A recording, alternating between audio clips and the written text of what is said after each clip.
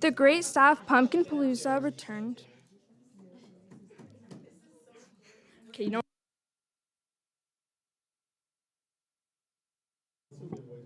The great staff Pumpkin Palooza returned, and this year's decorating contest brought some surprising twists.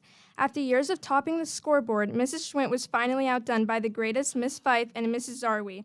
With their Winnie the Pooh Boo's crew, Miss Fife and Mrs. Zarwi took home the first place title, bumping Mrs. Schwint's ET phone home into a respectable second.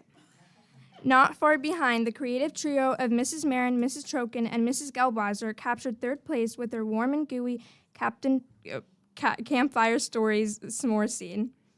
Each staff member contributed $10 to join this friendly competition, and students eagerly casted their votes over 2 days. On Thursday, the decorated pumpkins found a new home at the Farallon Senior Center, helping to spread seasonal cheer for the community to enjoy. To add to the fun, I've brought photos for you to see these pumpkin masterpieces for yourself. As you will see, it was not an easy task for students to pick a winner. The creativity at Memorial is clearly alive and well.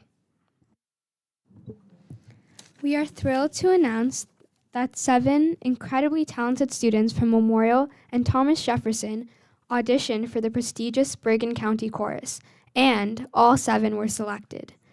This accomplishment speaks volumes about dedication, hard work, and skills of these young vocalists. Competing against some of the finest singers in the county, they demonstrated both confidence and exceptional musical ability, earning themselves a well-deserved place in the chorus. Please join us in congratulating these outstanding students as they prepare to perform and inspire through their love of music. From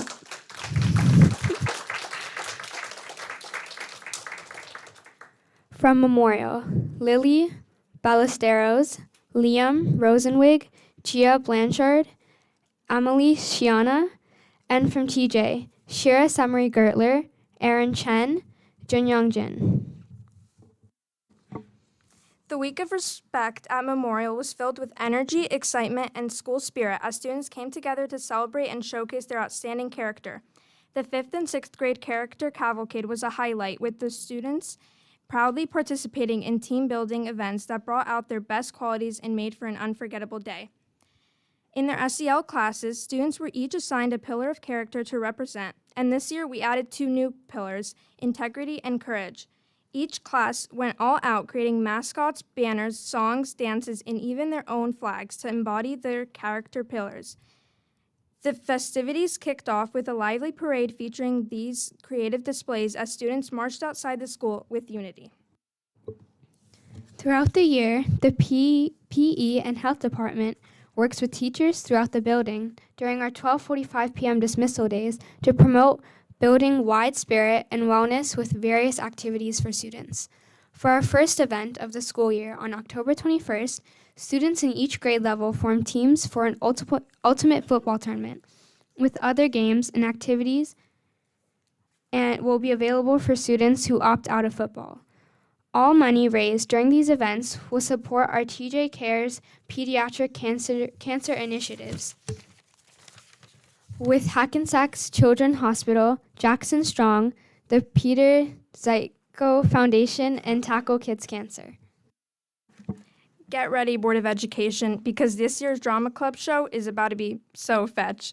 We're thrilled to announce that the Memorial Drama Club will be taking on Mean Girls Junior, where our students will bring the hilarious and heartfelt story of high school rivalries, friendships, and self-discovery to life on stage. It's sure to be a wild ride filled with pink outfits, epic one-liners, and plenty of laughs. Stay tuned for more details. We'll let you know when you can grab a front row seat to all the drama. The fun kind, we promise. At TJ, the Drama Club will be presenting the musical Finding Nemo. On February 28th and March 21st, join us as the anxious and overprotective clownfish, Marlin, teams up with the optimist Blue Tang Dory and the laid-back sea turtle, Crush, to find Nemo, who, after he is captured while exploring the world beyond their home. A guaranteed fun night for the entire family. Thank you for your patience as we had a lot to report tonight. After all, a lot happens in 2 months in middle school. Next month, we will try to be a bit more concise.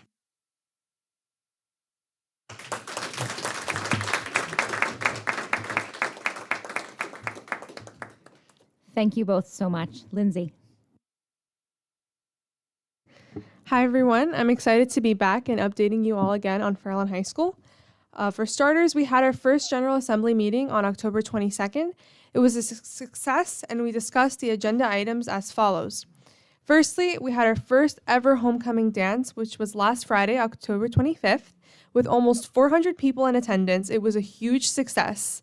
We're looking forward to continuing this as a Fairlawn High School tradition in the future. Secondly, Spirit Fridays.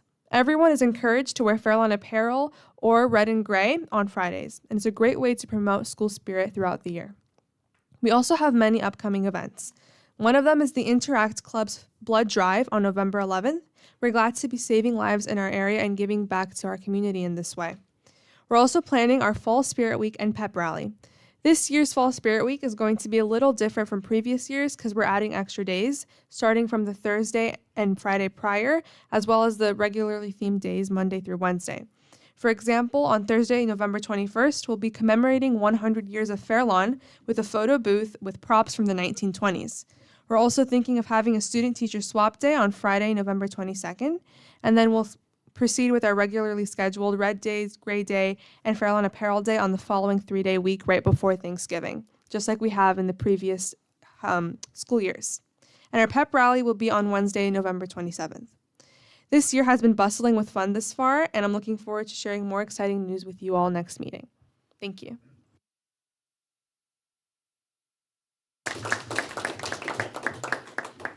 Thank you all so much for being here and for reporting out in your schools. I will now open the floor to our superintendent's comments. Good evening, everyone, and thank you to all three of our students for those wonderful updates.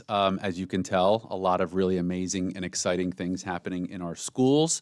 I do have a few additional updates that I would like to provide to the public and to the board. First, yesterday we had really exciting opportunity at our elementary schools where all 6 of our school's 4th grade classes convened together, and we had assemblies by Lizzie Sider. Lizzie Sider was previously here to do assemblies on Nobody Has the Power to Ruin Your Day. It's all about anti-bullying, inclusivity. She's a top 40 singer.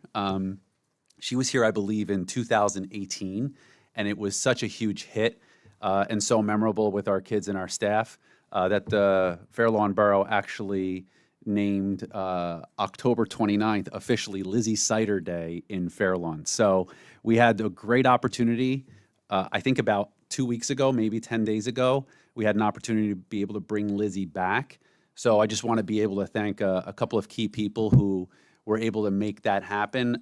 Our borough manager, Kurt Peluso, Sharon Bragan, Alessandra Phillips, and Dr. Lacatina, who coordinated that important event for all of our kids.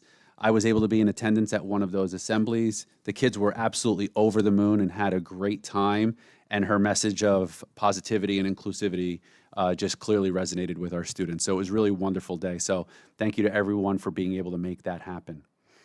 In addition to a lot of the wonderful events that our students have shared have occurred over the past 2 months, most recently, we've had some other really wonderful celebrations and recognitions. Most recently, celebrating Hispanic Heritage Month with a number of different activities across all of our schools. We heard about the centennial celebrations that are happening within our schools as well and are upcoming. At the high school, there was an exciting No Hate Tour with BMX bikers doing all kinds of flips in the gym. But the real message there is also about anti-bullying and kindness. So it was a really great opportunity, and that all dovetails nicely with the New Jersey Week of Respect that we had in October. This evening, around HIB, harassment, intimidation, and bullying, we do have a resolution on the board agenda. It's actually Resolution 5B that I'll draw the board's attention to. That is the HIB self-assessment, and that's a requirement that each school in the state of New Jersey is required to engage in each year. The scores from that self-assessment are noted on that resolution. Those scores are consistent with our self-assessments in prior years. The school safety team at each of our schools across the entire district meets to review on a number of different indicators. There are actually 8 core elements that relate to the HIB Anti-Bullying Bill of Rights. And the categories are all around HIB programming, HIB policy trainings that we provide to our staff, other staff trainings that support the HIB initiatives, the HIB reporting procedure, HIB personnel, matters of HIB as they're taught as part of our curriculum and instruction program, the HIB investigation procedures, and HIB reporting. So all in all, you can see the scores there. They are out of a total number of 78. It is not on a scale of 100, so that's important to note. The scores are overall a really good assessment of where we're currently at. And it's also an opportunity for each school safety team to reflect around the different initiatives of how to continuously improve, to continue to make our schools safe and inclusive for every single child when they walk into our buildings. Shifting gears a little bit, as I'm wrapping it up here, I do want to note and congratulate Deanna Cuevas, who is officially retiring from Thomas Jefferson Middle School as a language arts teacher after 28 years. She's retiring at the end of the year, so we just want to thank her for her years of dedicated service to our students, to our school, to our community. A wonderful testament to the amazing contributions. And then last but not least, I'm going to be turning it over momentarily to Dr. Lakatina, who does have a presentation for us this evening on the NJSLA and DLM assessment results for standardized testing across our school district. I just want to thank everyone, especially our students who are in attendance with us tonight. I am going to dismiss them before this presentation on standardized assessment because I do know that from my conversations, they do have a lot of homework and things to catch up on, and we want to get you home sooner than later. So thank you for coming tonight and for sharing all of the amazing things that are happening in your schools. And thank you for everyone who's in attendance with us tonight. So thank you. Okay. Thank you, ladies.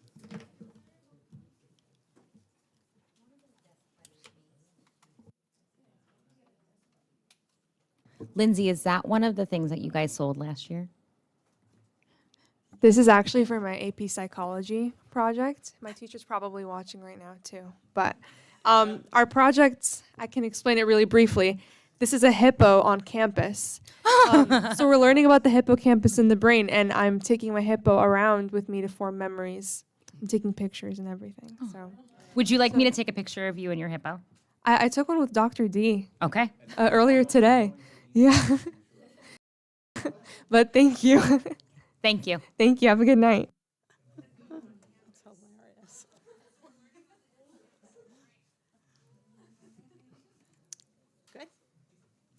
All right, good evening, everybody. Tonight I'm going to talk about our NJSLA and our DLM results from last school year. There's quite a few slides, but some of them we're going to go through relatively quickly. We're going to be talking about the NJSLA results in English language arts, mathematics, and science, and then we will end with a look at our dynamic learning maps results.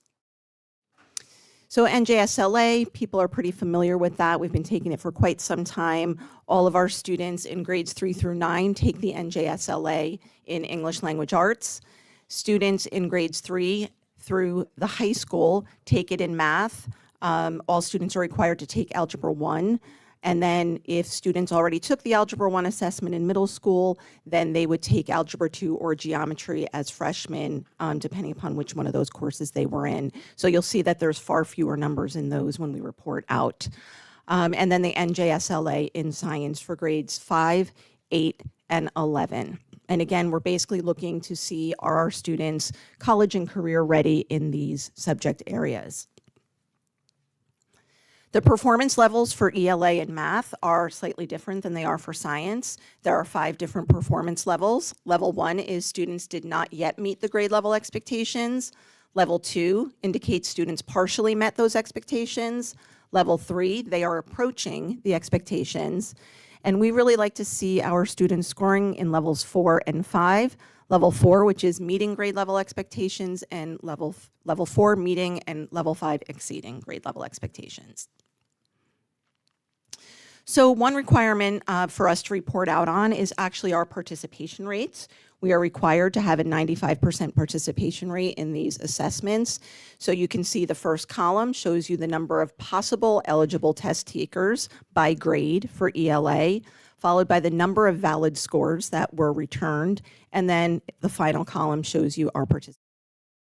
So you can see that we scored 98 to 100% participation across all grade levels with an average of a 99% participation rate. So I thank all of our students, I thank all of our families for ensuring that their children came and took those assessments. So here we have the percentages of students in each of those levels. So you will see the grade, the number of valid scores, and then the percentages of students that scored in levels 1, 2, 3, 4, and 5. The red shows how Fair Lawn students performed in levels 4 and 5. So the percentages of students that either met or exceeded expectations. And the final column is the averages for the state of New Jersey as a whole. And this we will post on our website, so if anybody wants it, it will be up there for you to see. So you can see that Fair Lawn students outscored the state of New Jersey as a whole in every single grade level in English language arts. There it is in a bar graph, because sometimes that is a little easier to see. I'm a visual person, so I'd love to see those bar graphs. So Fair Lawn is in red, and then New Jersey scores are in blue. We also have to share with you the information by subgroup category. So we are not allowed to report out on any subgroups that are less than 10 because of identifiable information on students. So any place you see an NA, the numbers are less than 10. So on this chart, you can see by grade level how females, males, and various ethnicities and races, how students performed across the board in ELA.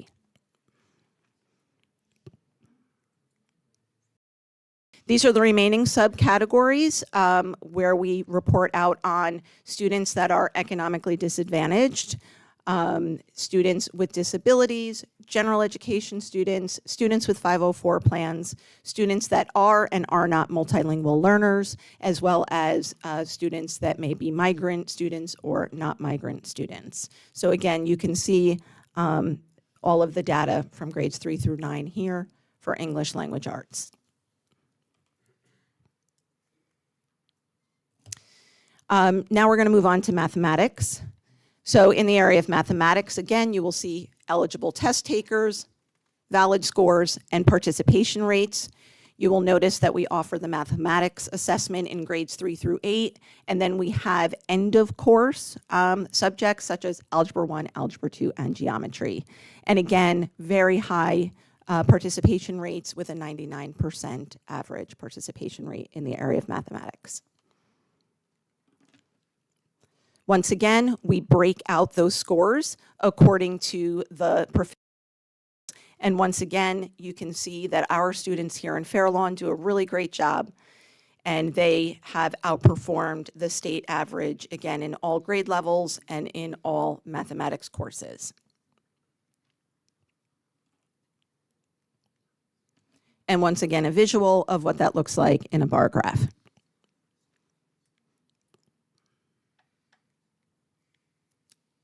And here's our end of course offerings in mathematics.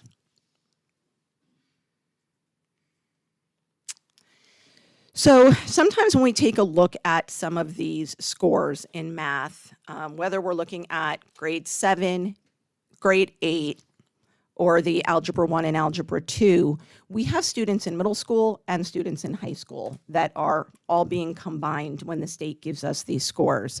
So what we like to do is we like to sort of tease out that data and take a look at, well, how are our students doing in grade 7 What does that data look like? What about our students that take Algebra 1 in grade 7 or grade 8 as opposed to the high school? It just gives us some more information for us to be able to use to reflect back on our curriculum and the performance of our students. So here you can see that that information is teased out, and you can see just for 7th and 8th grade mathematics what that looks like. Again, grade 7, our students in grade 7 math, which is not our students in Algebra 1, they had a passing rate of 59% of them met or exceeded, compared to the state average of 38% in orange underneath it. And then grade 8, 46%, compared to the 20% of students in the state of New Jersey that either met or exceeded in grade 8. 99% of our students that take Algebra 1 in middle school either meet or exceed, and 100% of our students in grade 8 that take Algebra 2 have met or exceeded expectations. A couple of things that I wanted to point out was that 46%, that's some really nice growth for us in our grade 8 scores. Last year, we had 40% of our students, so I just wanted to point out that nice growth there. And also Algebra 2 last year, we had 21% of our students that exceeded expectations. This year, 29% of our students that took Algebra 2 in 8th grade exceeded expectations. Really fabulous performance by our students. We should be really proud. So once again, we have our subgroup categories here, like we did with the ELA. So these are our subgroups for gender and ethnicity and race for all of our math. And then similarly, our economically disadvantaged statistics, students with disabilities, multilingual learners, and migrant categories. You can see how our students performed.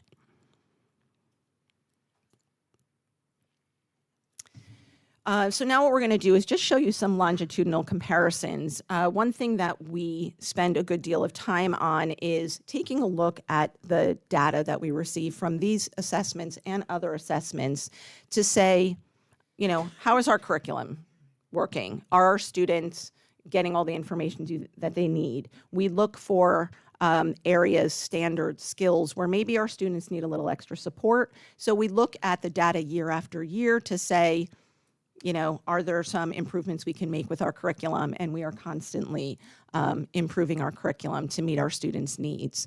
So you will see in gray that for each grade level in English Language Arts, grade 3 through 9, gray represents the students in grade 3 in 2022 and how they scored, compared to the students in 3rd grade in 2023 in red, compared to the students in 2024 in that yellowy orange color.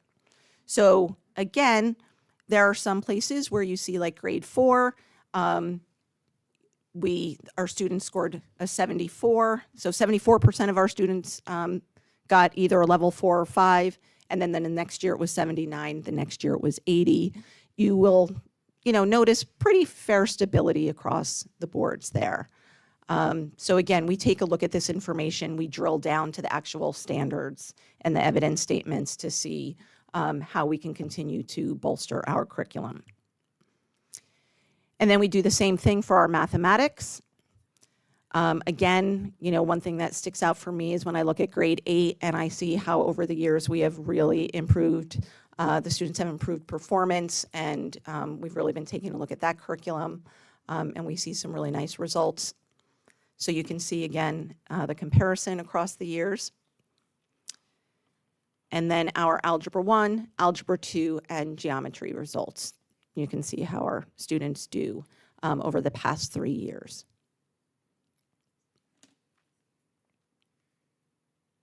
Okay, now we'll move on to science. As I explained earlier, science is slightly different the way they score it compared to ELA and math. Our new science test that we've had for several years, very different. It's not just, can you give me some facts about science? It's really about understanding novel situations and applying scientific thinking to that rather than just memorization of facts. So a much tougher test. We only give the science test in grades 5, 8, and 11. So it's really, grade 5 is looking at content from grades 3 and 4 and 5. The 8th grade test is assessing students on knowledge they've learned in 6, 7, and 8. And then we have the high school, grade 11. So there are only 4 levels here. Level 1, below proficient, level 2, near proficient, level 3, proficient, and level 4, advanced proficiency. And we're going to share with you the results that our students, the percentages of students that scored either level 3 or 4. So once again, participation rates are very high for our science assessments, a 98% participation rate overall. So again, thank you, families and students. And these are our outcomes. Our students, again, outscored in the state of New Jersey across the board. Again, it's a challenging test. You can see that these percentages aren't as high as our ELA and math, either in district or in the state of New Jersey. It's a challenging test. The good news is when you see some of the longitudinal pieces, you will see that we are improving a little bit each year. There again, the district in red compared to New Jersey in blue. We have our subgroup categories for gender and ethnicity and race. Interestingly, for science, they also give us an other category, which they don't include with the English and math. So there is a homeless category here as well. But again, we have fewer than 10 students in many of these categories, so we can't report out on that information. And again, when you look at how our students did from one year to the next in grades 5, 8, and 11, you can see pretty consistent.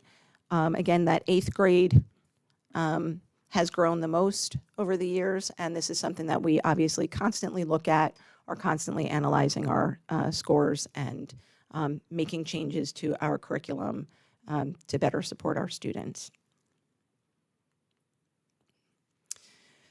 So the next section of slides that I'm going to show you is something called DFG comparisons. So DFG is district factor groups. So district factor groups are basically, it's a way to identify districts that are similar demographically. It's based on a variety of factors. The State Department of Education uses a variety of data to categorize districts. So when we look at our performance of our students, we like to see, it's great that we compare it to New Jersey, but let's try to compare ourselves to other districts that are similar to ours, similar performing students, that kind of thing. So I'm going to share with you literacy and math scores for how our students did compared to us. Fair Lawn was characterized as a district that's a GH district. So you'll see how we did compare to other GH districts. But then we always like to compare ourselves as well to the I's and the J's. How do we do with districts that might be a little bit demographically different than we are? Because again, it helps us to know how well we're doing. So sorry if you can't read this super well, but this GH group, we have Edgewater, Emerson, Hillsdale, Leonia, Midland Park, Paramus, Rutherford, Teaneck, Waldwick, and Westwood. And you'll see a lot of colors. Fair Lawn is in red. Any district that we outscored is highlighted in yellow. Any district that is highlighted in that orange color means that they outscored us, but within 1 percentage point. So you can see in mathematics, when we compare ourselves to other districts in our district factor group, our students do beautifully. Again, a lot to be proud of right here, looking at this. But then what is it? Here's the rest of mathematics. Algebra 1, Algebra 2, Geometry, and NJGPA in math. One thing I did not share with you is these are results from 2023. The reason is the State Department of Education has not yet posted scores for 2024. So we are showing our 2023 scores compared to the other districts' 2023 scores. All this information is available on the State Department website. You will see X's in certain areas. That's either because, for example, Edgewater doesn't have an algebra class that it offers. So they only go up to grade 6. And then other places where you'll see an X, it just was not available on the website. So again, the available scores here, our students did beautifully compared to our district factor group. You can see that they really outscored most districts. Let's take a look at Group I. These are towns like Allendale, Alpine, Gloucester, Cresskill, Demarest, Englewood Cliffs, Franklin Lakes, Haworth, Mahwah, Montvale, Northern Valley, Norwood, Oakland, Old Tappan, Oradell, Park Ridge, Pascack Valley, Ramapo Indian Hills, Ramsey, Riverdale, River Edge, River Vale, Tenafly, and Wyckoff. And again, quite a bit of yellow and quite a bit of orange there. So our students do a really good job when we compare ourselves even to some other district factor groupings. So kudos to our students and our families and our teachers, obviously, for all of the work that they put in. Here we are with Algebra 1, Algebra 2, Geometry, and NJGPA. Again, yellows, oranges, our students are still performing very nicely against their peers. And then we said, well, what happens when we now look at District J? And here we are for District Factor Group J. You can see that there are places where we are performing better than Saddle River, Upper Saddle River, Woodcliff Lake, Glen Rock. Going to the high school, again, Northern Highlands, Ridgewood. So our students are doing really, really nicely. So now let's take a look at ELA. Same thing, here's district factor groupings for GH, our students compared to similar districts. Lots and lots of yellow. Here's grades 7 through 9 in ELA. Our students doing really beautifully. Let's take a look at district factor group I. You're still seeing quite a bit of yellow and orange. Again, students should be proud. Grades 7 through 9 for district factor group I. Again, lots of yellow and orange. And how did we do in ELA compared to district factor group J? That grade 3 did really, really well. And you've got some other really nice scores up there as well.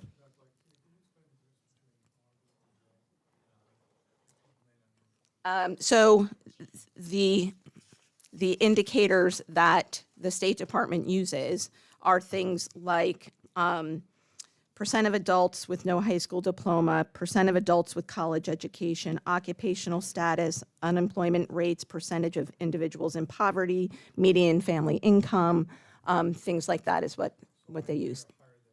They are higher, yes, yes.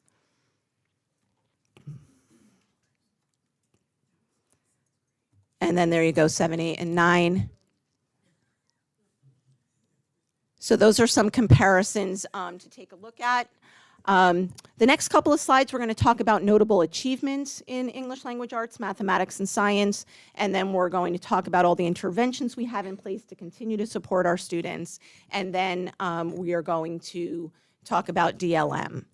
So when you look at our assessment scores that I just reported on, you can see, as I said, that Fairlawn students scored higher than the state average in all grade levels in ELA, and in some grades as much as 29 percentage points higher.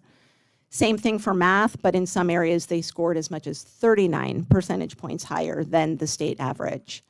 And students also scored higher in Fairlawn than in science than the state average. Over 40% of our students in grades 4, 6, and 7 exceeded expectations in ELA. That's a really great accomplishment. 31% of our students enrolled in grade 3 math and 31% of our students enrolled in geometry also met or exceeded expectations. And all of our, or I think that was just supposed to say exceeded. I will take a look at that. And then all of our students taking the geometry assessment are approaching meeting or exceeding expectations. Nobody was in level 1 or 2 in geometry, which is really great. Some other interesting notable achievements of our students and staff related to ELA, math, and science. 100% of our students that are enrolled in our brand new AP seminar course scored a 3 or higher on the AP exam. 100% of our students enrolled in AP literature scored a 3 or higher on the AP exam. Our Fairlawn High School Literary Magazine received a ranking of distinguished from the NCTE, the National Council on Teachers of English, Excellence in Art and Literary Magazines. The district's ELA supervisor, along with one of the high school English teachers, they were both published in a peer-reviewed academic publication for the work they did here in Fairlawn on fostering student engagement. They've been working on a department goal of working with their English departments to do station work in their English classes so students have more focused, targeted opportunities to engage in English work, and we had 2 people published as a result of what they did. 100% of our students enrolled in AP Statistics and AP Calculus BC scored a 3 or higher on the AP exam. Yeah, yeah. 98% of our students enrolled in AP Calculus AB scored a 3 or higher on the AP exam. And then this chart shows you for AP Biology, AP Chemistry, AP Environmental Science, and AP Physics 1, you can see the Fairlawn average compared to the New Jersey average. Once again, our students did a great job on our AP exams in science as well. One of our Fairlawn High School chemistry teachers, a physics teacher, and a biology teacher were awarded something called a Simon Scholarship. They attend in a very specific type of training, a way to teach science called Open Sci-Ed. They participated in that for free this past summer, and they also are able to attend the New Jersey Science Convention for free as a result of winning this prestigious award. And our Fairlawn High School forensic program has been accepted as a SUPA forensics program, so dual enrollment with Syracuse University, so they're allowed to get college credits, and SUPA is really very well respected, so we were really proud of that as well. So what do we do to help students that might need a little additional support? We have many, many interventions in place. We are fortunate, thanks to the Board of Education and the support from our community, we have 3 district elementary reading coaches, 2 middle school reading specialists or coaches, and we also have our 3 secondary school librarians, and all of them assist with our students and our teachers, and again, it enables our students to do so well on these assessments. We have reading intervention programs in all of our elementary schools, along with supported academic level classes in all of our secondary schools. We have a plethora of resources available to our students. Learning Ally audiobooks is one that assists our at-risk readers so that they can access text on their reading level. We have Grade K Lalilo, which is a computer-based personalized phonics and comprehension program. Grades K through 1 have a Hegarty phonemic awareness instruction program. And we have also gotten lots of decodable readers for our students. We use BrainSpring and Orton Gillingham Phonics First program for our students in K through 3. Our literacy coaches are the ones that go in and help assess our students in grades K and 1 with DIBBLES, which is a newer assessment tool that we are using in order to identify how students are acquiring early reading skills. And then we use the results of DIBBLES to create very targeted intervention groups. We have school-wide grammar units for grades K to 2. We have No Red Ink, which is new this year for grades 3 to 4 to help support grammar and writing instruction. We have trained all of our grades K to 4 intervention and special education teachers in Orton Gillingham and DIBBLES so that they can service the students in the classrooms. We are going through, if you know and have watched some of our board meetings with our goals, we have a board goal of multi-tiered systems of support, and so that is something we are working with our staff. We have data days that our literacy coaches are spearheading for our grades K to 4 intervention teachers and specifically our special education teachers. So again, they are spearheading reviewing, analyzing data, creating targeted skills instruction groups, and then monitoring our students' progress to make sure that they are making the strides that they need to. We use Sarah Vallow. We use her book in grades K to 6. It's research-based, and it talks all about highly effective strategy work to use with our students when teaching them in the early literacy grades. We have IXL to help our students in grades 5 through 7, grade 8 Quill, which supports writing for our students. Again, lots of department collaboration and student engagement. Many opportunities for grades 5 to 12 English classes where we have integrated research and research writing skills into the curriculum to improve those skills for our students. And again, just more resources, Reading A to Z, Scholastic Magazine, Newsella, commonlit.org. Lots and lots of resources for our students and our teachers. Last one for English language arts. We also embed many NJSLA structured questions into the curriculum so the students are familiar with these types of questions for when they go to take the tests. We use Lincoln benchmark tests, which we analyze and then again create those targeted skills instruction groups for students in grades K through 11. And we have our Fairlawn High School Honor Society students who tutor other students, which is lovely. In mathematics, we have our 2 district elementary math coaches, math intervention programs in all elementary schools.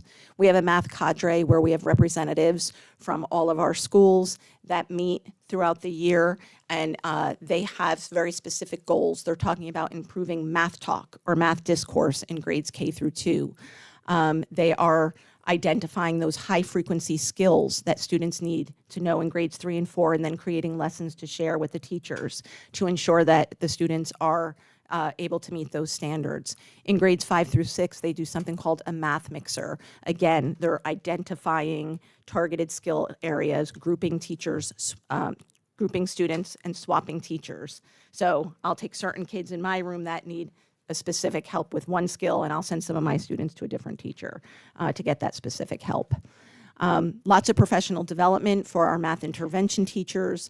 Our math coaches are very involved in providing PD for our new teachers. They conduct demonstration lessons to model how our everyday math program works, and they also assist our teachers with math rotations. Again, small group differentiated instruction right in the classroom. So again, we have math rotations that we use in grades 2 through 6 so that we can differentiate. All of our teachers use math word walls so that students learn the very important math vocabulary. We use reflex math in grades K to 4 to help our students with their fact fluency.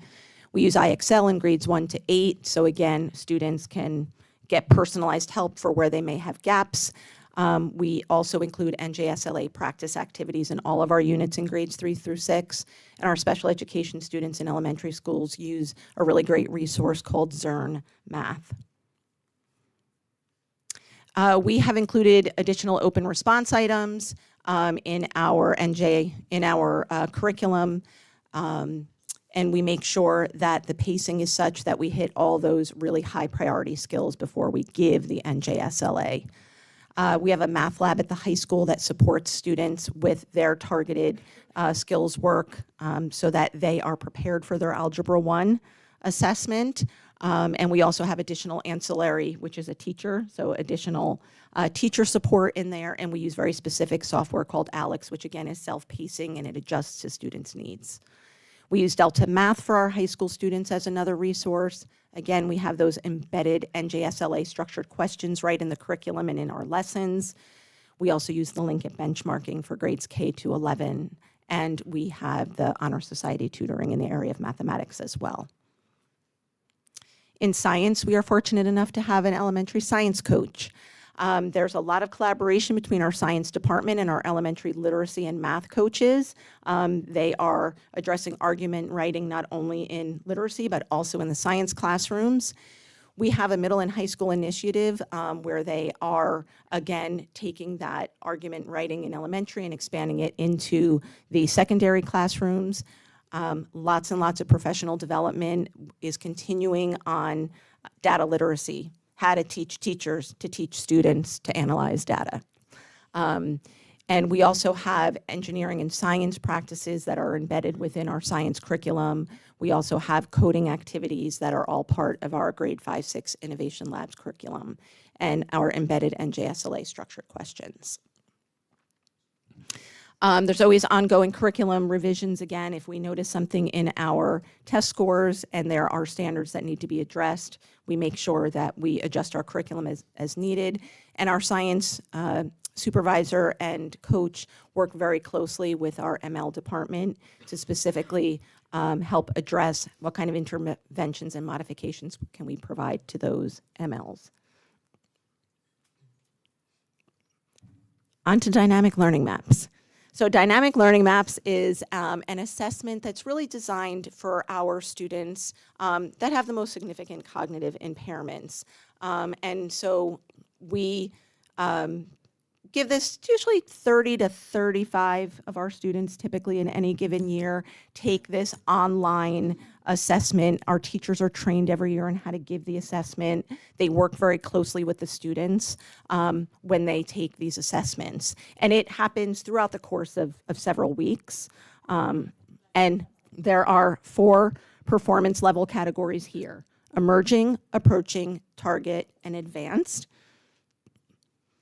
Again, we have so few students that take this that it's really hard to break it down into grade levels. I would never be able to give any kind of data because it's going to be a group of less than 10. So we sort of cluster the students, and I let you know that in total, we had 30 students that took the DLM in ELA. 30 students took it in math, 15 students took it in science. And again, remember, science is only grades 5, 8, and 11. So that's why those numbers are lower. And you can see where I could report out anything 10 or higher. You can see the number of students in the emerging, approaching, target, and advanced categories. And like our other assessments, I am showing you here 3 years of data from 2022, 2023, and 2024. So you can see the first column in blue is the number of students tested each year. And then that pinkish color is the emerging for each of the years. Approaching is in purple, target is in green, and advanced is in orange. And again, because of the small numbers, it's really hard for us to give you a lot of very specific data. If anybody wants any additional resources, I provided you with some links here that will bring you to various NJDOE websites where you can certainly read more about the standards, find out more about the NJSLA, NJGPA, and dynamic learning maps. That's it.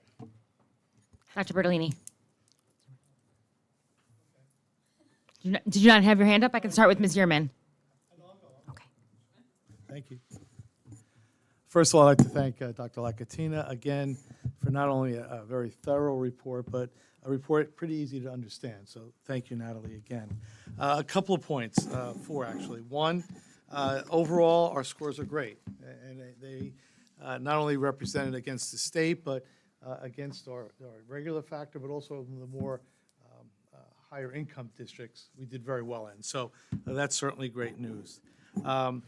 The science scores, just a point of information, the 11th grade scores are always, I always, as a high school principal, always felt that they're a little unfair because it's not a state requirement for graduation.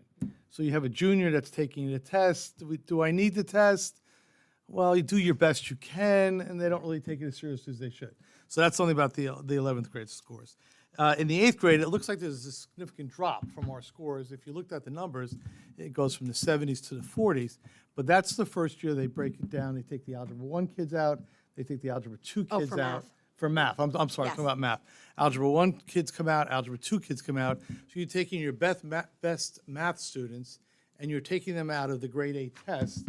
So that 46% doesn't look great, but again, you're taking your best students. If you merged your Algebra 1 students' test scores and Algebra 2 that are in 8th grade with the 46%, it'd be significantly higher than it is right there. Absolutely. So I'm not really worried about the drop there because it does split into Algebra 1 and Algebra 2. The only one that I'm really still concerned about, and this is not just in Fair Lawn, but in districts across the state, the gap that continues between our non-economically disadvantaged and our economically disadvantaged. So if we could somehow this year focus on, I don't know, programs or something that we could do to try to address the significant gap between students that are not economically disadvantaged and those that are. So I hope that we can do something about that this year. And one thing that I did not put up there is we are going to be running some NJSLA after-school academies for students, and it will be based on, Is there a cost for that? no, Good. Perfect. no, Thank you. you're welcome. Thank you. Ms. Yearman. Thank you, and thank you, Dr. Lacatina. Same kudos as Dr. Bertolini. I had a couple of questions. One involved that, I think it's been in the same presentations before, is that when we're looking at third, fourth, and fifth graders, comparing them from year to year to year, we're not comparing the same subset of kids. So is that the same in this presentation as well, or? So this presentation is not cohort, and the cohorts aren't exact anyway. We have quite a few students that come and go in a year. So we certainly look at our individual students. So part of the data analysis that teachers and our elementary coaches and our supervisors look at is they look at individual student scores and how each kid did each year to see what the progress is for those students in their classes. So yes, we can look at those cohorts, third grade into fourth grade the next year, into fifth grade the next year. They're just not exact cohorts. So we have to take that information with a little bit of a grain of salt because there is quite a bit of mobility So that's there. not showing in the presentation? That wasn't in there. This was the third grade each year. Okay. Yeah. Okay, another question is, and this is just for me for information, the AP classes, do you have to reach, like, you said like everybody was 3 and above, but in order to get credit for college, what's the number that they? 3. They have to get a 3, okay. 3, Okay, yeah. that's just a clarification. And then I didn't see any breakouts for our elementary schools, like to say this is how we scored it in each of the elementary schools or each of the middle schools. Is that data available, or can that data be made available so that you can see each school? You'll be able to get that from your individual schools, absolutely. They present that out to their PTOs and PTAs each year.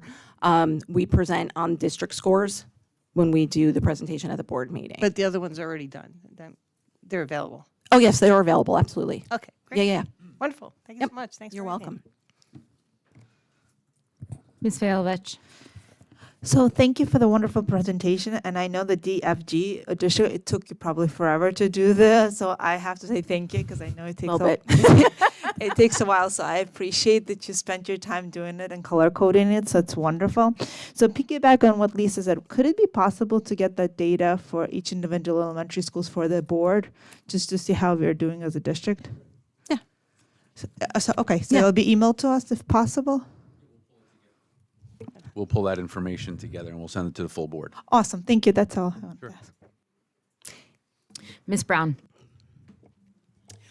I too want to thank you for the time and effort that you put into that presentation. I thought it was wonderful. I am particularly excited and enthusiastic about seeing, not just because my youngest son was in the third grade cohort. Shout out to Westmoreland. But I'm particularly excited to see how that cohort of littles advances throughout the years, because that's really where you're seeing how the foundation and the work and dedication of those kindergarten, first and second grade teachers really comes to fruition. Because it's not just, those are kind of like the unsung heroes of your elementary schools, because they're laying down those foundation and that groundwork with the Hegarty, with the differentiated instruction, with, getting kindergartners to actually follow directions in the beginning of the school year. So, all of those foundational skills that you're being tested on in third grade are really a tribute and a testament to your kindergarten, first and second and third grade teachers there. So I think that, I myself am a kindergarten, first and second grade teacher, so it's near and dear to my heart. I wanted to make sure that those teachers are being shouted out too, because if those teachers aren't laying the groundwork with the curriculum that we're giving across the board, with the differentiated instruction and the work with the day-to-days and the work with our coaches, then those kids, those third grade students, again, shout out Jack, those third grade students aren't going to do as well on those tests. So I'm really excited to see, how those kids are going to just continue to improve across the years. And thank you for bringing that up, because I do want to shout out every teacher in district, and it doesn't matter what grade level, what subject. It's all of our teachers, all of our paraprofessionals, right? K through 12, that really impact these scores. And just because we were reporting out on 3 through 11, you notice that the interventions, we started talking about it from kindergarten. Our high school principals historically have always been so wonderfully generous that when we have special events like Honor Society inductions or graduations or awards nights, are always very quick to point out it is not just a high school achievement. They point out all the time, it's a K through 12 achievement, and that every human being in this district that impacts our students or comes across our student plays into what we're seeing in these test scores, right? And it could be the custodian or the secretary that makes a kid feel safe, that makes a kid smile and is ready to go and hit the ground running to take that test. So it's not just academics. It really, truly is all of our staff. So I give a shout out to everybody. We are blessed in Fair Lawn with the staff that we have, and the families that we have, and the collaboration. That's what brings these scores to life. So thank you for saying that. Michael. I'm sad. Okay. The reason I'm sad is because this is the last one of these you're going to do, probably. And I do have to, I do have to give you credit, and I'm sure if Bruce saw your presentation tonight, Yeah. 60. it reminded me of some of his presentations. Not It was quite 60 slides. not quite 100 slides or 200 slides that he used to have, but a couple things. First of all, I too like to see much more than I like to see third grade this year, third grade last year, third grade next year, is the cohorts. But I also know that in the past couple of years, we've changed a lot of things too, like as far as the interventions that we've been doing. So it might not have really show a lot.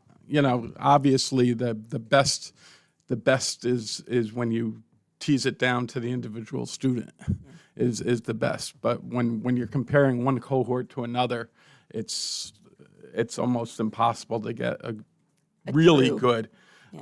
I was impressed, my old district was up there, and I was impressed where we were with that. I want to remind everybody or speak on math. Of all the things for me to speak on is usually not math, but many middle schools have very, very few, if any, Algebra 2 students in middle school. And Fair Lawn has always had at least one class of Algebra 2 students in both middle schools. Right.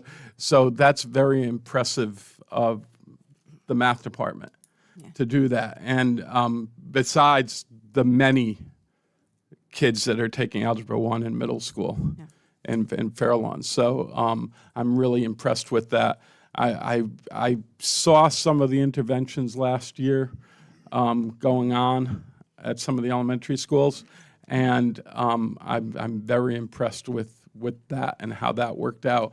And what made me really impressed with it was the fact that the kids that were staying after school for those interventions were enjoying themselves staying after school and were getting a lot out of it.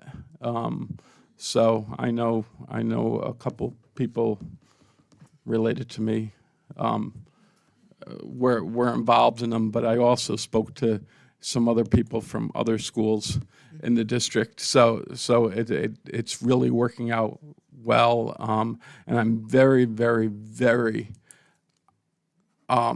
outrageously pleased to see Dr. Penkowitz and whatever the other English teacher get recognized for getting published, peer-reviewed. And I know it's a long presentation, and I went through it very quickly, but I do just want to reiterate the work that our supervisors and teachers do with the data analysis is extremely thoughtful. The revisions to curriculum, the revisions to the way they, create the lessons and present the lessons and the strategies that they use and the techniques, it's all done extremely, extremely thoughtfully.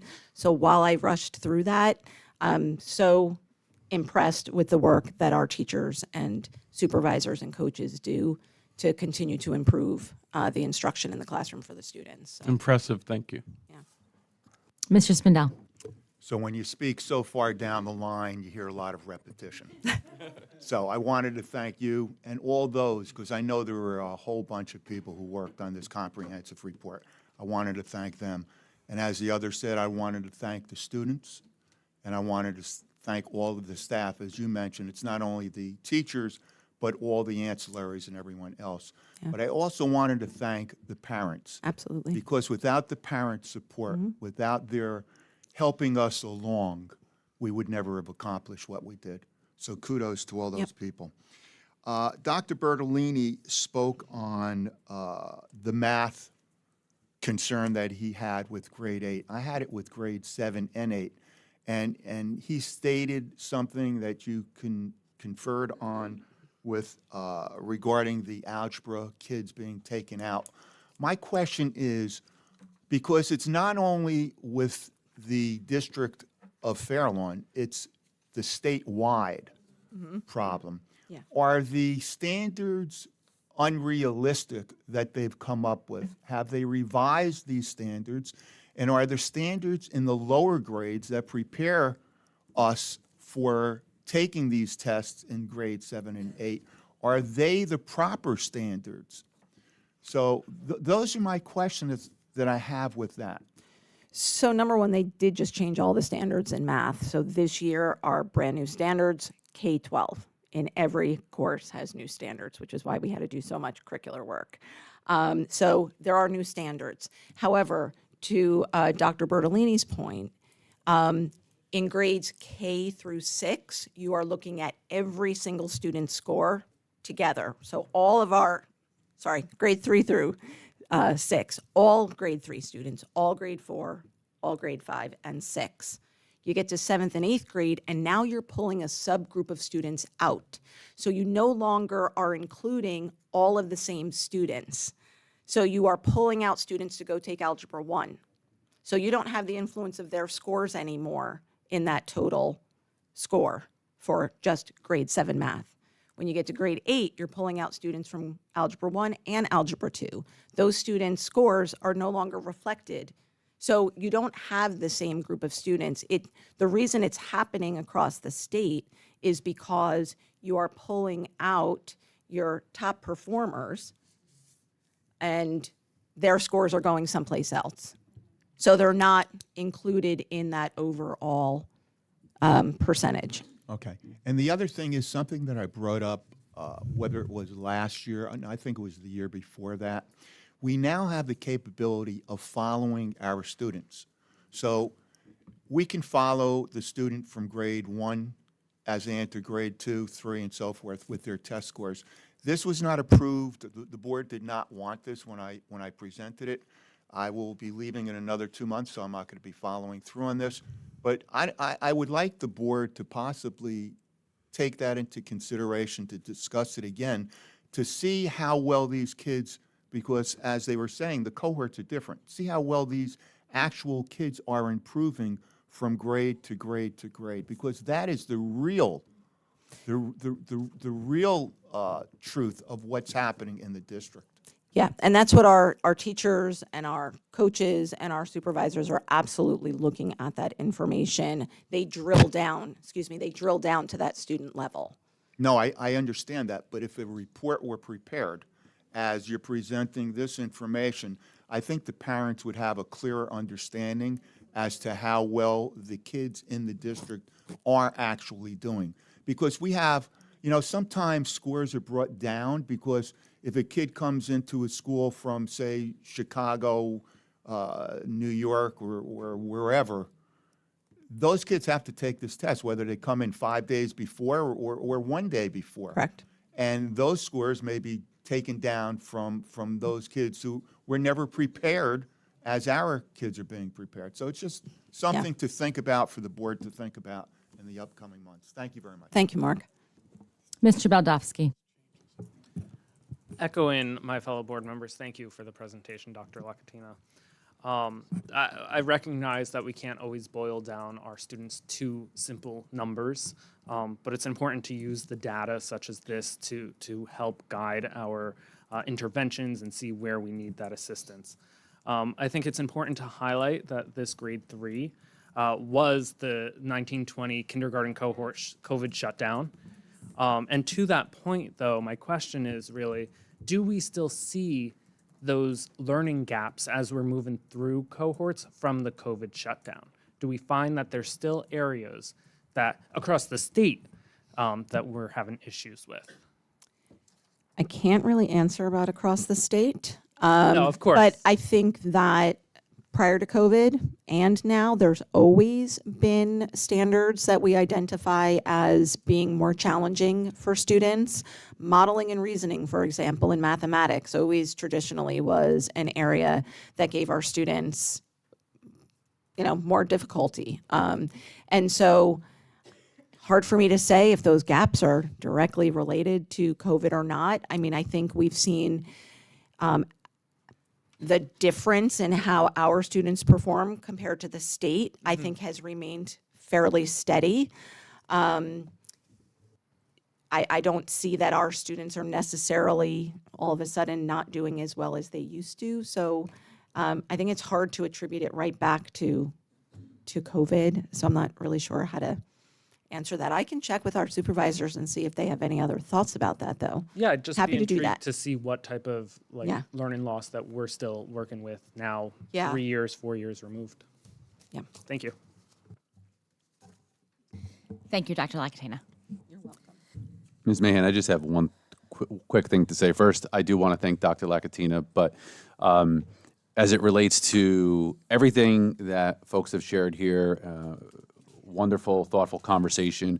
The one thing I would say as superintendent that's been most impressive for me in my first year here is the amount of commitment to the interventions to support our students moving forward.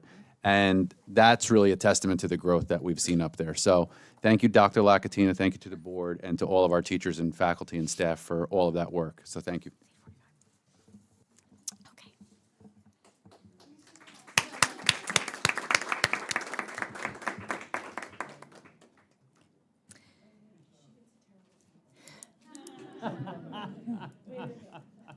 Okay. So this is the public portion on the agenda items only. Please limit your questions at this time to the resolutions on the current agenda. Please provide your name and municipality in which you reside and sign in. Comments are limited to 3 minutes and specify the resolution you are referring to in your question or comment. This is not a dialogue between the speaker and the board. All comments will be taken at once, and when public comments are complete, the board president or district administration will respond as best they can. During the public portion of the meeting for other business, the same procedure will apply. The floor is open.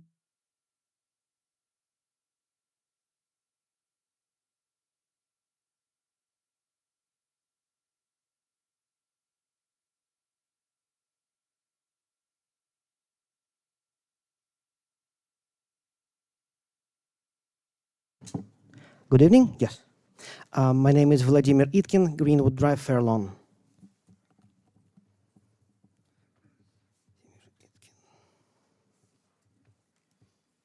Municipality. Fair Lawn. So the topic is item 11A, first reading of policies and regulations, specifically regulation. I'm sorry. Oh, now I can see it. 2464, gifted and talented pupils, students. Before that, actually, I want to thank the board for printing the agenda. That's great. Now, I also want to thank the board for taking up this regulation for reconsideration. It's a good idea to do so. Now, having said that, there are several opportunities for improvements. I'm going to list 6 of them. Please take them independently from each other. If you don't like one, please don't make a bad opinion about the other. So first of all, appeals. When somebody is determined to need to be included in the REACH program, in the GNT, and the decision is made, when the decision is made that somebody does not need the program, I think there should be an appeal procedure. It's just a good thing to do because most decisions have appeal procedure. And I think having a defined appeal procedure will kind of reduce dissatisfaction with the process. So that's the first suggestion. Secondly, and I think the second is easy, terminology. The policy or regulation uses term eligibility for the program. I think the proper term is need for the program. As Meredith Thomas stated when she gave her presentation a year ago, these children need these programs. It's educational need, because the way the policy is phrased now, as if it's some kind of upper class club. Because if the students need this and they're not there, they will be bored in school. So that was second suggestion. Moving on. Let's turn on the time machine. On February 22nd, 2021, at the board meeting, I just printed this page of the website. It is page 30 of 41 of minutes of that meeting. The board adopted the following motion. I'm just reading here. To post criteria for eligibility for gifted and talented programs, including REACH, on websites of respective schools. The criteria should include required test scores. The criteria should be specific enough to allow a parent to understand why the child was or was not included in the GNT program. So I hope this resolution is actually live and implemented, and I hope the administration actually posts these items on the respective school websites. If not, I guess they should, because it was a board resolution. And I suggest to make it into the regulation, because it was by board. So that was item 3. Excuse me, you have 30 seconds remaining. Thank you. I'll proceed with number 4 and then 5 and 6 on my second coming here. Item 4, geography. The presentation by Meredith Thomas last September states that New Jersey State Department of Education, and I have here a printout, it's slide 8 of that presentation on the website. It says that Department of Education defines a student means a student who possesses and demonstrates high level of ability compared to his peers in the school district, emphasis added, in the school district. I'm sorry, Where- can you please wrap up your final thoughts? Okay, I will take it from here then. Thank you. I'll have another 3 minutes later, right? Thank you.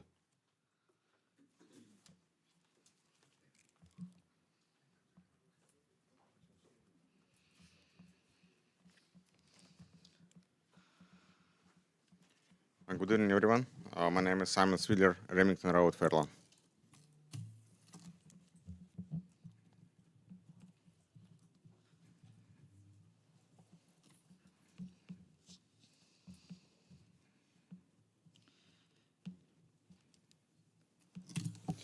I have a question or comment on Regulation 2464 about Gifted and Talented Program. In current redaction of Regulation 2464 Part B selection criteria, students will be considered for participation on a Gifted and Talented Program when compared to their peers within the district. During my call with Dr. Locatina this morning, she confirmed that this year test results were compared to local peers. However, I do not believe this change has been approved by the board yet. As a parent, I want to understand all these aspects of the selection criteria considered for GNC program for this year. According to program overview presented in September 2024, one of the eligibility criteria for 4th grade was a CAGAT complete test taken in fall of 3rd grade. But instead, CAGAT complete test from fall of 4th grade was used. I'm asking the board to clarify on both bullet points. Thank you.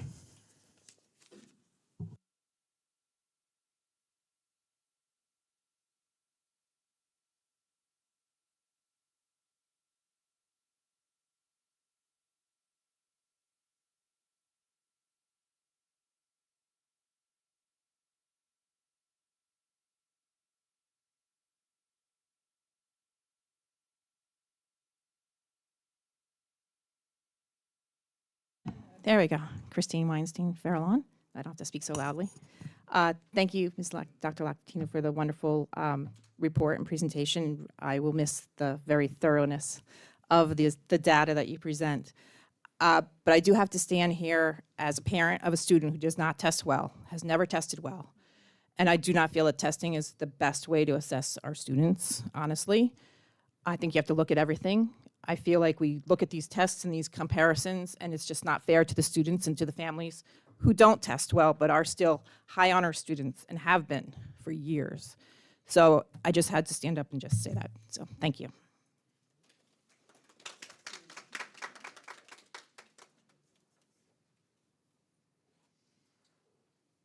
Mr. Icken.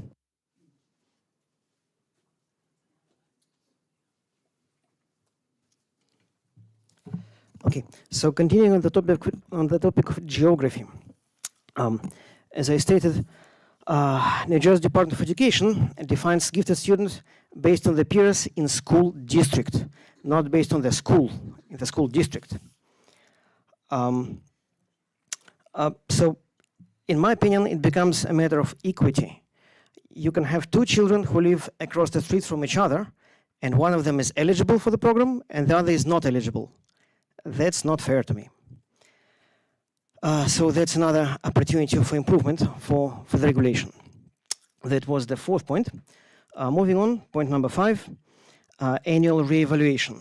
So the regulation now says that students will be annually reevaluated, including those who are taking the program now.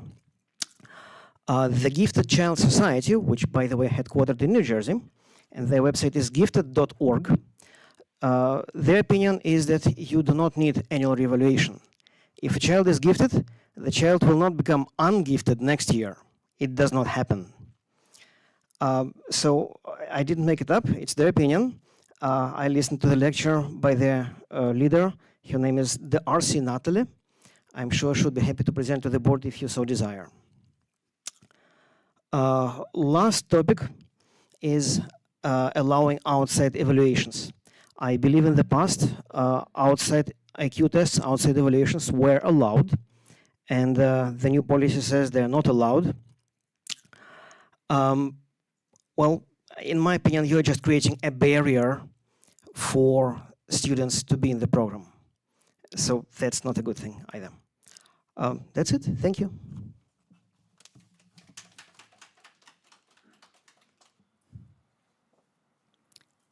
Dr. Dionisio, is there anything on the Google form?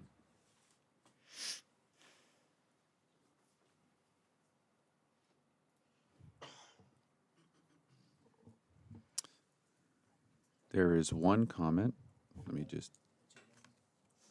I'm going to take a quick look right now.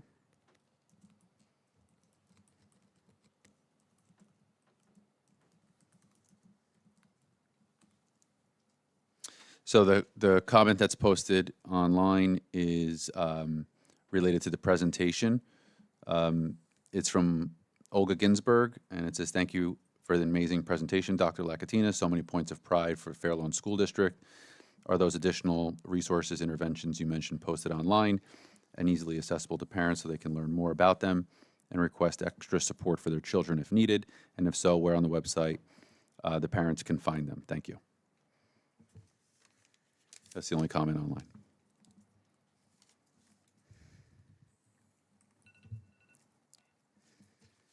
Okay, so the floor is closed. I will defer to Dr. Dionisio to comment and respond as needed. Thank you, Ms. Mahan. So I am going to turn it over to Dr. Lakatina momentarily in order to be able to address some of the comments and questions regarding gifted and talented. I will just note that we do not discuss any individual specific cases in board meetings. Those are intended for conversations with gifted and talented teachers, principals, central office administration, including Dr. Lakatina, myself, others.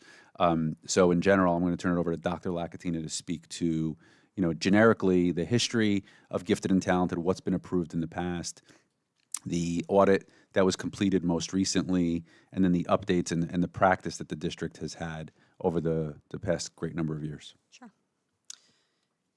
Thank you, Dr. Dionisio. We, as you know, hired Meredith 2 years ago, something like that. There was a request to make changes to our gifted and talented program, which we indeed did. And we took many of her suggestions and put them into practice. There is not one clearly defined way to determine which students receive services, how that is done. The State Department really leaves that up to districts. And we worked very closely with Dr. Thomas to reorganize the way that we do things here. I just want to clarify that for several years now, we have been using local school-based norms. That is not new this year. That has been, I don't know the exact number of years, 3 years perhaps, but we try to use local norms whenever they are available to us. In fact, we have had some of our testing companies create that for us purposefully so that we could use local norms because that is best practice according to Dr. Thomas. As far as outside testing really is an equity issue. As far as we are concerned, not all parents can afford to have their children privately tested. But the other huge issue with that is what we get back is national norms. So we are no longer comparing one child to his peers. We are comparing a child to anybody across the country that may have taken a specific assessment. And the way that best practice works with these gifted and talented programs is to actually compare a student to the person that's sitting right next to them in these programs. So that is why we use local school-based norms. Also, the annual reevaluation or review of students is also not new this year. We have been doing that for the past several years as well. And that's because children, especially at the elementary levels, they change from year to year. Their needs change from year to year. We're not looking to put a label on a student and say, you're gifted this year, you're not gifted next year. It's not about labeling them. It's about saying, what kind of services do you need? So it is based on need. And so some students demonstrate a need for particular services one year that they might not need in a following school year. So students may receive certain services one year and not receive them the next, or vice versa. As far as required test scores, we created a gifted and talented handbook, which is available on our school district website, which does explain the identification process, and it explains those assessments that we use. So we'll certainly place a link on the individual school sites if they're not there, but it certainly is posted on our district website.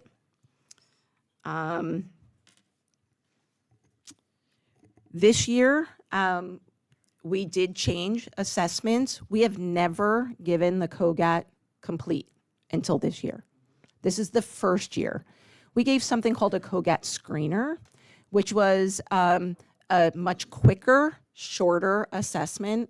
The COGAT complete gives us a much more comprehensive view of a student's abilities, and it allows us to really break down the information by subject. So we get some more specific information about student performance. So this year, our 3rd and 4th grade students took it in the fall, and that is the very first year we have ever used that COGAT complete.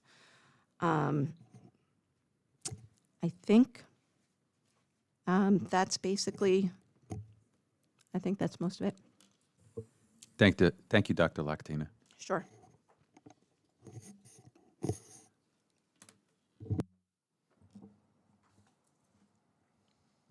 You good? Okay. I am going to, sorry, I'm going back up. Yeah, sorry. I'm going to open the floor for board comments on agenda items. Mr. Swindell. Thank you. I have 2 items that I wanted to speak about. The first one is on 7J2, which is the job description for the school bus driver and courier. To me, not posting whether this is going to be a 10-month or a 12-month is concerning. We should know what it's going to be before we post this particular job.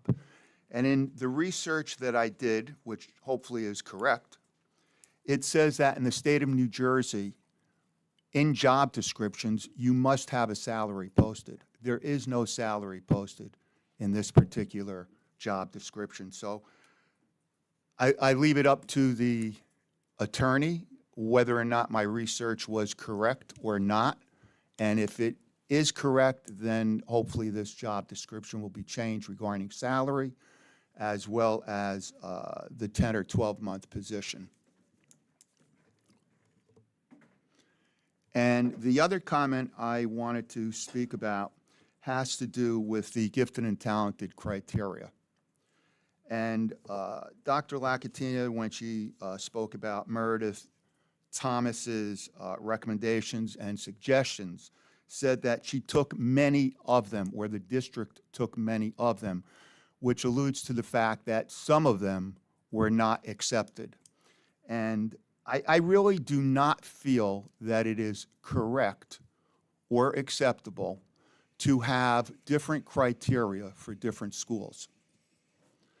I brought this up a couple of years ago where the criteria I felt should be the same district-wide.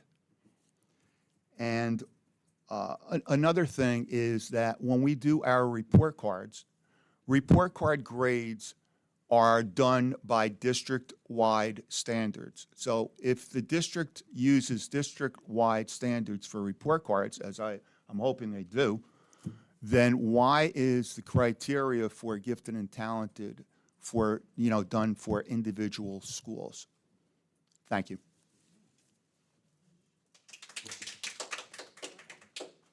Ms. Favelovich. So I'm a little confused. The current, I'm sorry, can you hear me? Okay. The current regulation says students will be considered for participating in gifted and talented program when compared to their peers within the district. That's what our current regulation says. The proposed regulation says, I'm sorry, hold on. Yes, students will be considered for participating in the Gifted Talent program when compared with their local schools. Am I to understand, or maybe I misunderstood, it's late at night today, that we have been using local schools even though our regulation states that is within district? So that's my first question. And if my understanding is correct, can the school district not follow a regulation that's on the books? Any school district, doesn't have to be Fairlawn. That's my first question. My second concern is, based on this motion for the February 22nd, 2021, Mr. Itzkins, it says the criteria should include the required test scores on the district website. I'm not really good at our websites, and I've been telling you that since the beginning. I didn't really see any required test scores. I was wondering if it is posted and if it could be please put into the regulation that what the motion said, since it was approved by the Board of Education for the past 4 years, and I assume it was adopted. My other concern is, as one of the members of the public says, geography. I've been a teacher for many years, and I don't believe anybody's geography in town determines if they're gifted or not. And I asked this question in my write-up, and my question was, I'm going to rephrase it because I kind of asked it with the school. And I said, does it mean that a school, hypothetically, in school A, maybe a student in school A may be denied services for the gifted and talented if they have the same criteria as from school B and would be given service, meaning that a same child in school A would be denied services and school B they would be given service based on the new regulation. My question is, maybe I'm wrong, but I just don't feel geography of a student determines if they're gifted or not. My other Excuse me, you have 30 seconds. 30 minutes? Oh, I can talk about this. Thank you. Thank you. I appreciate it. No, okay. I tried. So my other suggestion is, in our policy 0155 states that we should have a whole education committee meeting twice a year. We haven't had one this year. I was hoping we can postpone this and discuss it more further so that we can all process what has been said and what we think about it, and then discuss it as a whole committee in education. Since our bylaw 0155, says that we should have 2, and we have 0 so far this year. So we want to make sure we have to have 2. We have to have 2 as a whole group and 2 as a small committee. So we had the small committee, but we never had the whole as a group. That's what our policy says.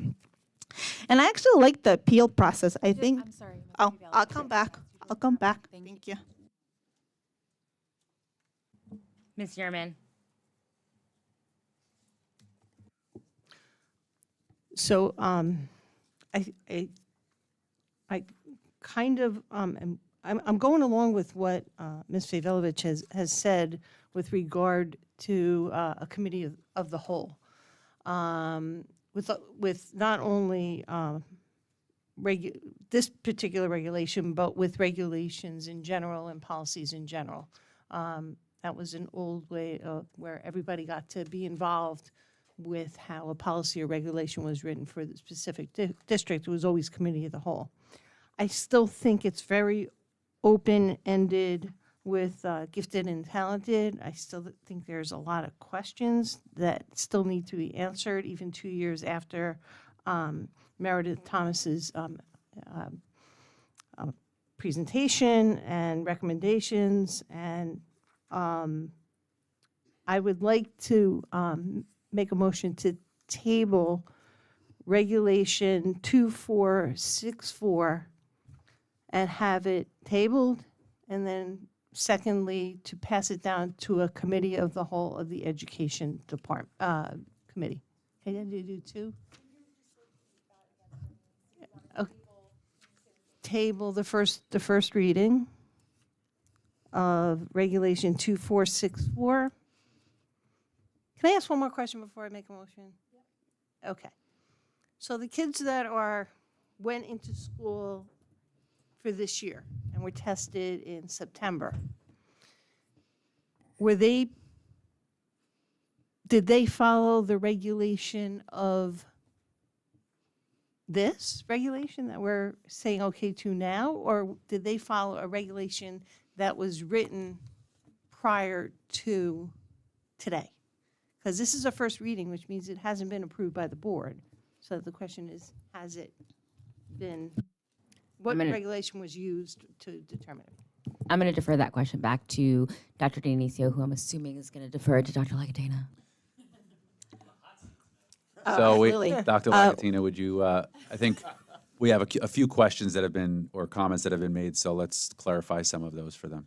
So we have been, again, I'll just reiterate, we have been using local school norms for multiple years now. That has been discussed with the board. It's been presented publicly.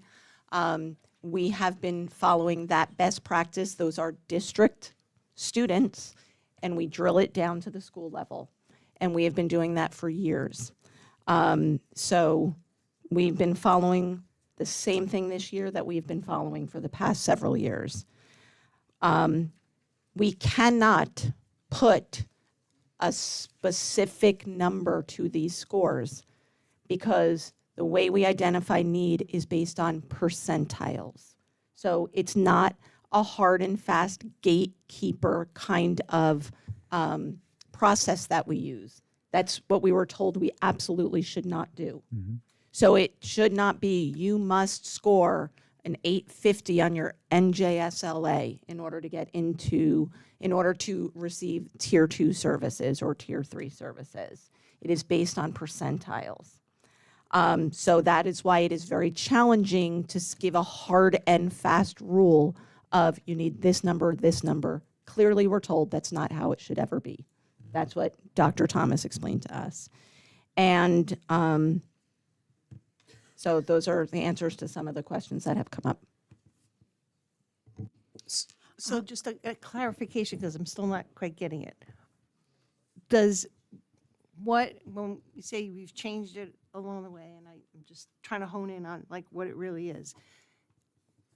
If you change it, go ahead. Okay, take the motion for at the moment.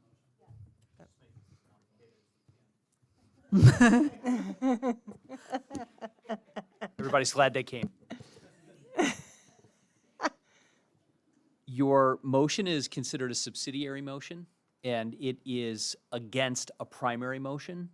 So the policy and reg motion has to happen first. So you can't move to table right now.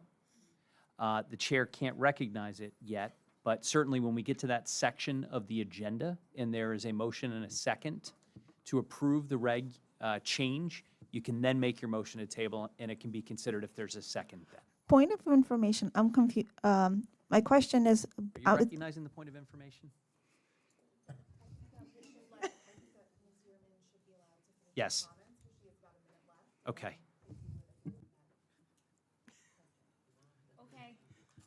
See what you did? So again, and it could be the time of day and where I've been in the last week. So, is the reg we're changing the reg, obviously, because that's what we're doing in tonight's agenda. When making you could change what you're doing, but what reg was actually followed each year? Was the previous reg followed the last 3 years, let's just say?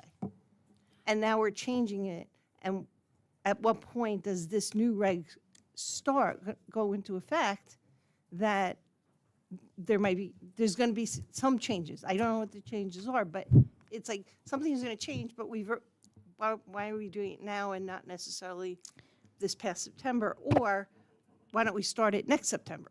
I believe this was asked and answered, but I'm going to try and paraphrase what I believe Dr. Lagatina said. So Dr. Lagatina, if I am misinformed, please interrupt me. So what Dr. Lacatena had said, and I believe this is a conversation that we would probably go back to the December of 2020 and January 2021 conversations. We have been using local norms for some time. So although there is a concern that it may not have been properly written in, this is something that we have discussed at length that has been, and I'm going to use Mr. Itkin because he was definitely really pushed for us to review and discuss this. So we have been, and I remember the conversation very clearly, we have been using local norms because there was a lot of contention about it.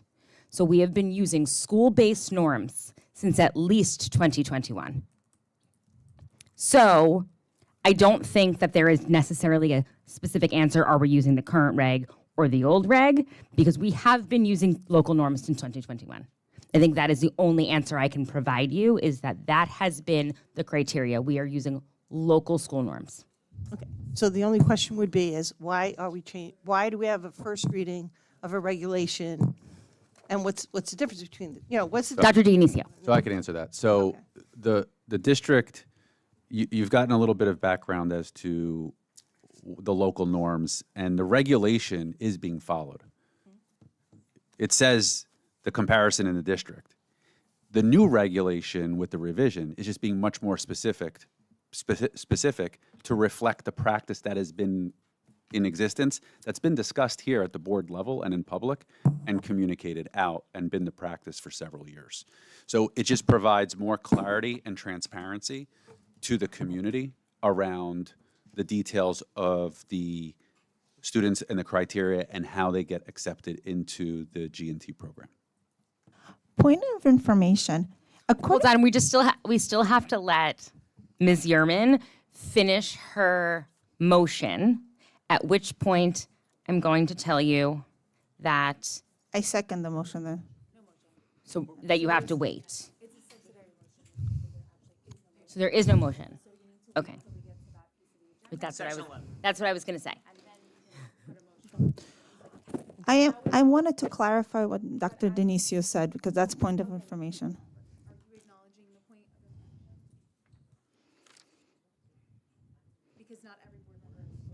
Correct. So I am going to ask you to hold off and you'll get another 3 minutes. That way everyone can speak. My question wasn't answered either on my first try. However, we don't answer questions till the end. That is always our standard practice. You did for Ms. Yorman, so we should do it for No, everyone. we actually clarified an inappropriate motion. Thank you. Dr. Bertolini.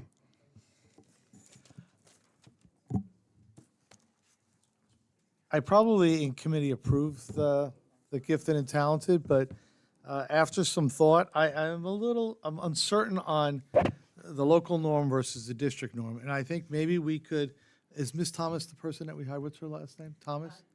Dr. Thomas, I'm sorry, Dr. Thomas. If we could get her to give us some pros and cons of norms by the school compared to norms by the district, I would feel more comfortable voting on that because I'm a little uncertain whether or not I agree with it just being the local school or the district overall, based on the criteria on that. So if we can get our person that we hired as the expert, that gave us a lot of recommendations, can we ask for the recommendation of what she thinks is the best way to do it? I'd feel more comfortable with that. Thank you. Thank you. Anybody else before I start round two? Mr. Baldowski. Thank you. I simply want to highlight and refocus the board in terms of gifted and talented, that we spent considerable energy, our staff, administration, and time on the audit that was produced by Dr. Thomas, which states that, quote, local norms and build-in norms when identifying students for gifted and talented services is known as best practice in gifted education. Fairlawn schools use that, and we should continue to use it. She also goes on in this audit that was presented to the board and to the public that we should remove outside testing policy because private testing goes towards nationally normed and not locally normed standards. Additionally, as Dr. Lacatena said, quote, there are equity concerns when accepting privately acquired IQ tests. I think if we hire a professional to do a audit such as this, we need to take those recommendations seriously. As we are preparing for our facility audit as well, we need to understand that when it comes back, these people have spent time, energy looking at our policies, our regulations, everything in practice of how it works with this district. So just to keep referring back to this audit, pull it up. I mean, many of the members on this board, we have it still in our emails. It states exactly what we're doing and that we have a great gifted and talented program. This regulation is to reflect those practices. This regulation was sent to the board over a month ago from the September Education Committee meeting. We have had time to review this. I have not heard a single thing from any board member about this regulation since we've seen it. Thank you. Anyone else? Ms. Savelovich. Just to clarify, the Education Committee, out of 4 members, only 2 showed up that week because it was switched twice. Therefore, only 2 people. It was the president of the board and the chair of the Education Committee. That everybody else, Ms. Mark and I weren't there. So it was only 2 people discussing it, and out of 4. Point of information, that date of our meetings has been in place since March, and it is always there, and we do ask that everyone let us know in advance, and thank you, Mr. Spindell, for letting us know in advance that you were unable to attend. Just giving you a heads up, it was done before the September meeting. It was changed. It was changed an hour before the September meeting, so just giving you a heads up. So I want to ask the attorney a question. Ms. Favelovich, just for clarification for the public, the meeting wasn't changed an hour before the meeting. No, the meeting was changed for the meeting of September's meeting. It was an hour before the meeting of our general board. I believe that's different than what you had just stated, so I just want to clarify. No, yes, and it was, but it's not the March, what Ms. Mahan was saying. It was not the March date. That's what I was trying to explain. Okay, so our regulation says compared with the peers within the district. The new regulation says compared with their local schools. So my question is, can the district implement a substantial change in how they select students without having not following the regulation that is currently on the books? That's my question for the attorney.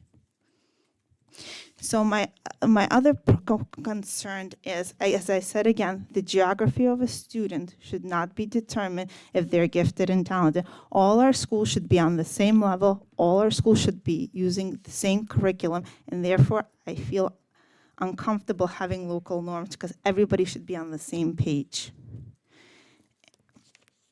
And no student in the district no student should be denied services if they were in one part of town versus another part of town. I also like the appeal process. So I want to make a motion for us to remove this 2464. Yes, I can. Point of information, we've To already remove- been told we have to wait until Not- that section.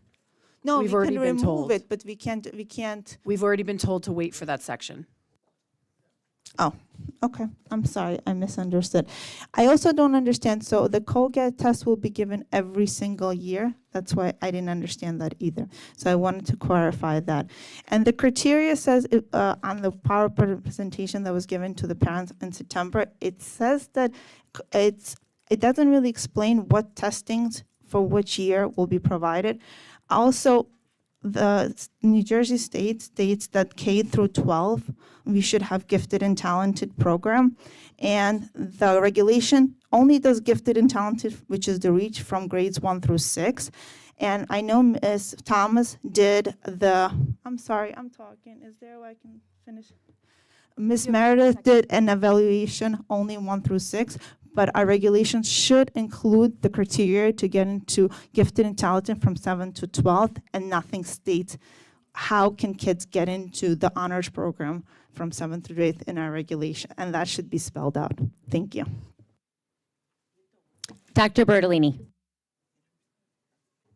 2 quick points. First of all, I agree with Joe in regard to an outside evaluation. I don't think it's equitable at all, as Dr. Lacatina mentioned earlier. I also want to thank Joe for reminding me of Dr. Thomas's report. As many of us know, as you get older, a memory leaves you quickly. So, so I thank you, Joe, for that. Thank you. So I feel more comfortable now after you told me that. Thank you. The floor is closed. I am going to refer to Mr. Comegno regarding Ms. Vailovich's question, local versus school district language. Thank you. So my understanding is that district operations, as we've heard, district practice, as we've heard and heard over time, is consistent with the current policy. The current regulation. And the current regulation speaks to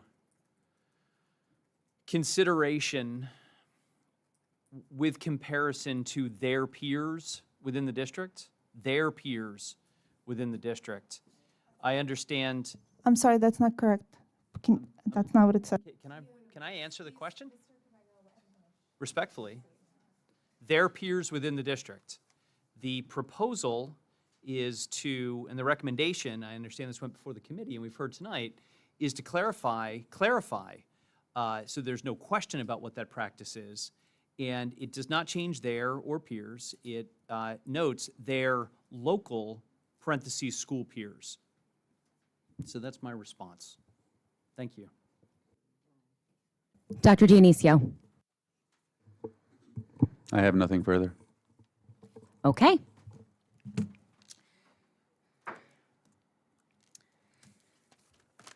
My questions weren't answered regarding the Point of Colgate order. test.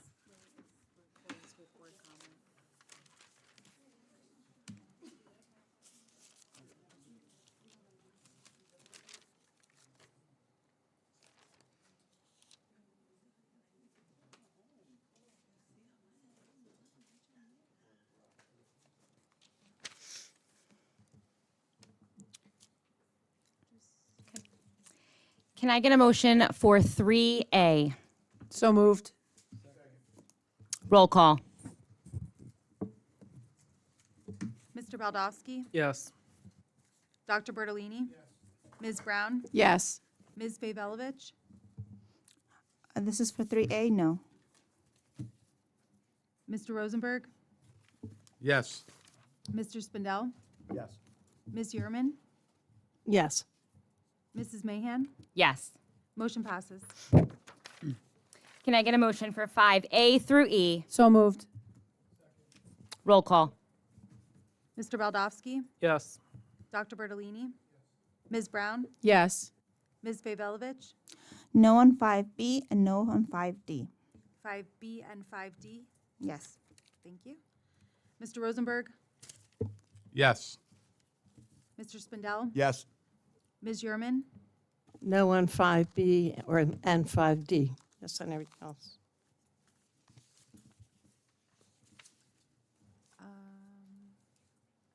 Mrs. Mahan?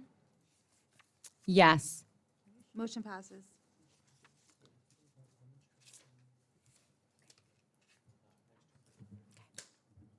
Can I get a motion for 6A through E?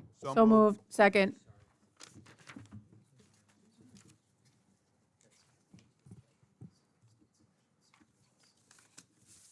Roll call. Mr. Baldowski? Yes, abstain on 6A4 myself. Dr. Bertolini? Ms. Brown? Yes. Ms. Vailovic? No on 6A4, 6E. 6A4 and no on 6E? Yes. Thank you. Mr. Rosenberg? Yes. Mr. Spindell? Yes. Ms. Yerman? No on 6A4. Yes on everything else. Thank you. Mrs. Mahan? Yes, abstain on 6A10 myself. Motion passes. Can I get a motion for 7A through J? So moved. Point of order. I never got an explanation for the job description. I never got an answer. Ms. Mahan, I could address that. My apologies. So in response to the 10 versus 12 months, Those are the two positions that we actually have. So it depends on the needs of the district. So that's not atypical to have a 10 or 12-month position for bus drivers, being that there are times in the summer where we have programs, educational programs that need transportation, extended school year, extracurriculars, et cetera.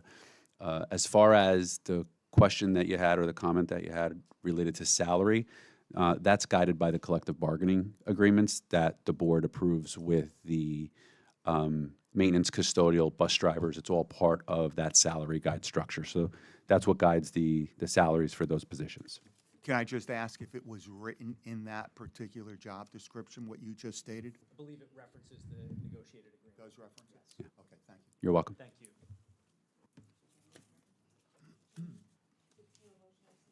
Second, anyone? Roll call. Mr. Baldowski? Yes. Dr. Bertolini? Yes. Ms. Brown? Yes. Ms. Pavelovich? We are in 7, correct? Yes. Yes. Mr. Rosenberg? Yes. Mr. Spindell? Yes. Ms. Yerman? Yes. Mrs. Mahan? Yes. Motion passes. Can I get a motion for 8A through C? So moved. Second. Roll call. Mr. Baldowski? Yes. Dr. Bertolini? Ms. Brown? Yes. Ms. Pavelovich? Yes. Mr. Rosenberg? Yes. Mr. Spindell? Yes. Ms. Yerman? Yes. Mrs. Mahan? Yes. Motion passes. Can I get a motion for 10A through O? So moved. You finished it. Yeah. Roll call. Ed second? Yes, Ed seconded. That's a word. Mr. Baldowski? Yes. Dr. Bertolini? Ms. Brown? Yes. Ms. Pavelovich? We are in 10, correct? Yes. 10G. Oh, by the way, there's no attachment for 10G. I don't know if you wanted to put on a 10. That's the budget calendar. It's not online. Just giving you a heads up. It's there. Oh, it was. It wasn't there when I looked. I'm voting no on 10G. Yes. Everything else, yes? Yes. Thank you. Mr. Rosenberg? Yes. Mr. Spindell? Yes. Ms. Yerman? No on 10G. Yes on everything else. Mrs. Mahan? Yes. Motion passes. Can I get a motion for 11A through C? So moved. Second. I'd like to make a motion. Let's see if we can do this. Is your motion to table the change to the G&T regulation? Yeah, is to table that the first read of that. Table the first regulation. reading of Regulation 2464. Correct, and to have it moved to a committee of the whole for education. I second it. Motion is second. There is a subsidiary motion. So we would now have discussion on the motion to table, meaning not vote on that regulation change tonight, and we move it to a education committee of the whole. If there's no discussion, we can have a vote on that subsidiary motion now. What's your preference, Madam President? Does anybody have anything else to say? Yes. Okay. I think it's important to consider what the public had said today. With there was a member that said there are 6 points. I might not necessarily agree with all the 6 points, but some of the points, such as having an appeal process, is important. So that parents have I understand that they can appeal to the state of New Jersey, but it would be nice if they could appeal to us and we can understand what they're coming from before it goes to the state, and then we have to spend a lot of money on attorney's fees. That's my saying. There is an appeal process which is set forth in the policy, policy 2464. It's actually not in the regulation, and there is an appeal process to actually come exactly as was just articulated to the board. The board has the ability under that policy to send that appeal out to a committee or otherwise be guided by administrative recommendation. So there is an appeal policy. There's an appeal procedure already set in the policy that governs G&T. I wasn't aware of that. Thank you. Dr. Bertolini. Again, after the reminder by Joe on what Dr. Thomas recommended, I'm comfortable moving it forward.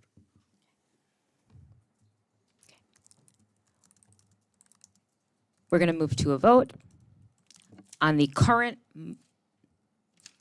motion, subsidiary motion to table the policy 2464 and refer it to a committee of the whole education. Your vote of yes would be to table.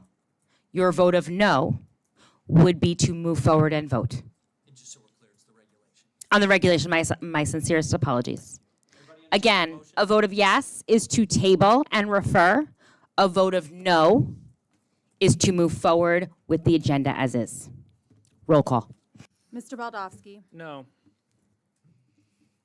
Dr. Bertolini. No. Ms. Brown. No. Ms. Favolovich. Yes. Mr. Rosenberg. Yes. Mr. Spindell. Yes. Ms. Yerman. Yes. Mrs. Mahan. No.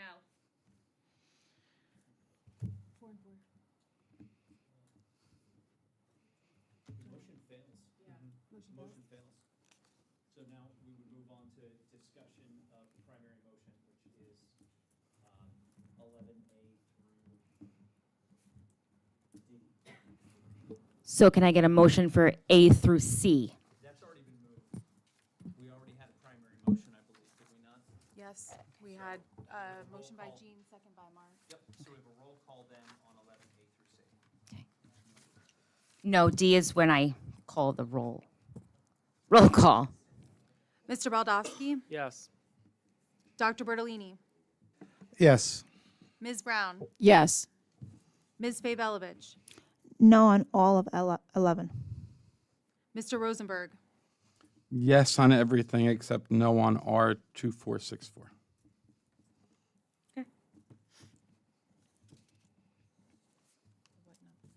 Mr. Oh, Spindell. I can tell you what it is. Yes on everything except no on R2464. Ms. Yerman. No on 11, with an emphasis of no on R2464, So no on everything under 11.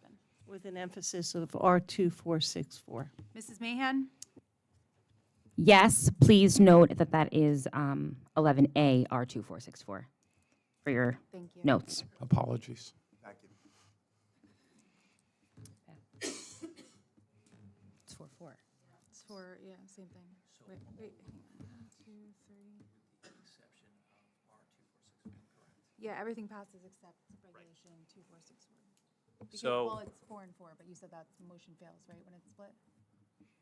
Right, but not everyone voted no on everything. There were Correct. a couple of no's just on 2464. Yeah. So Uh, everything passes 2464 is 4 and except 4. on regulation 2464, that fails. Motion passes on everything except for regulation 2464, which is motion 11A.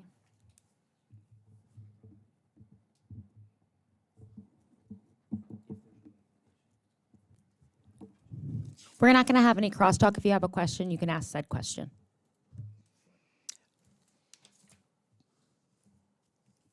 That's it, we're done. This is the public comments on non-agenda or other business. Please limit your questions at this time to other business. Please provide your name and municipality in which you reside and sign in. Your whole address is not needed. Comments are limited to 3 minutes. This is not a dialogue between the speaker and the board. All comments will be taken at once, and when they are complete, the board president or the district administration will respond as needed. The floor is open.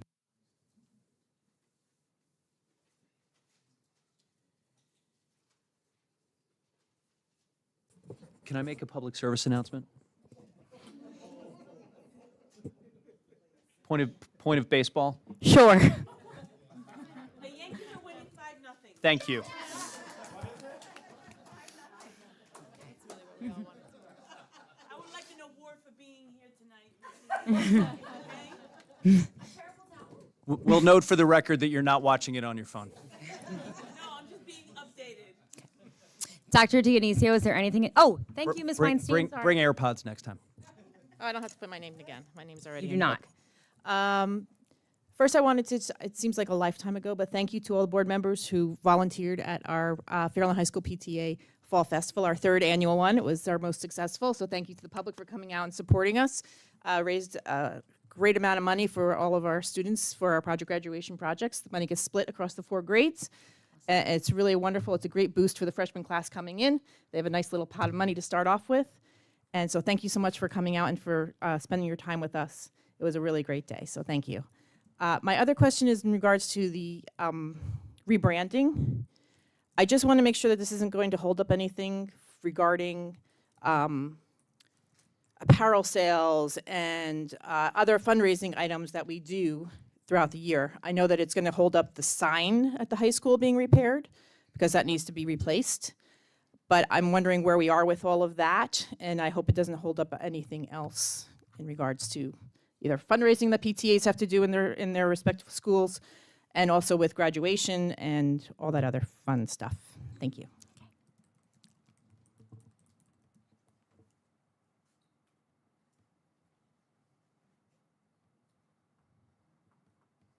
Okay. Is there anything in the Google Doc?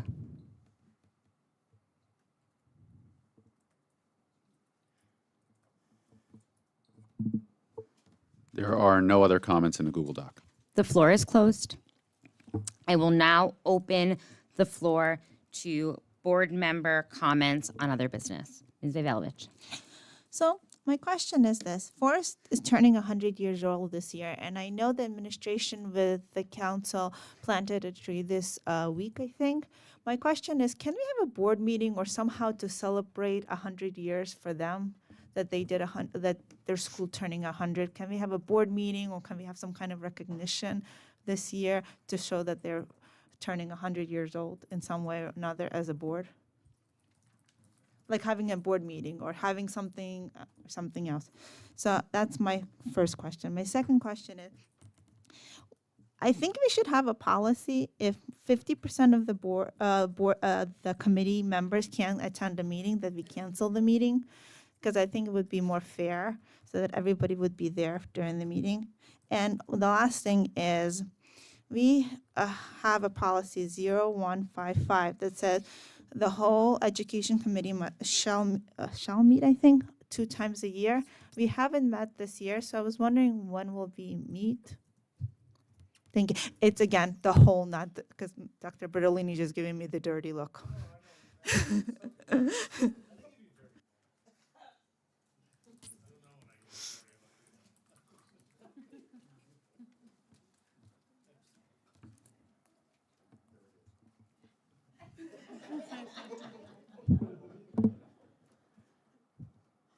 Anyone else? Mr. Baldowski. Thank you. I'll try to keep this short. It's late. Just simply wanted to highlight that this evening we had our first student dialogue of the school year. That is where board representatives, the administration, and high school principal meets with the student government and class council presidents at the high school. It is such a great opportunity to see what they're doing on the school level. So just wanted to highlight that as a good note that we're doing. I wanted to thank the borough for the trees that have been planted on borough right-of-way on school property. Hopefully we are able to get more trees from the borough in coming years, but this is a great start. Fall Festival, PTA, great time as always. Thank you for all that you do for our students and ensuring that they have a alcohol and drug-free opportunity after graduation through project graduation. Ms. Vevalovich, I certainly agree that we should recognize our schools that are celebrating these milestones. I do want to highlight that Forest is not the oldest school, so we have missed a few 100th anniversaries recently. But to that point, the school district itself turns 100 years next year. And I've noted it once before, but I would simply urge Danielle, if you'd like to find the minutes from the 1925 meeting, if they still have them, in file bank, just as a, not a task, just encouragement if, right? Not a task. But for us to recreate our first board meeting next, I believe it's June, that would be a fun opportunity. He may. And simply just wishing all of our students and families a happy and safe Halloween tomorrow. Thank you.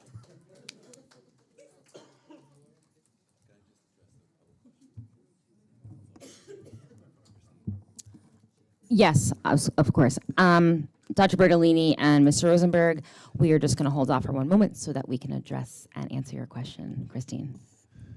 For the good of the order, and as loyal Met fans, it's now 5-3 Yankees, but it's 5-3 now. Just to let you know. So if I may, I just want to address Mrs. Weinstein's question regarding the apparel and the fundraising. There's no impact on any of the fundraising regarding the logo redesign, so that won't be held up whatsoever. You're welcome.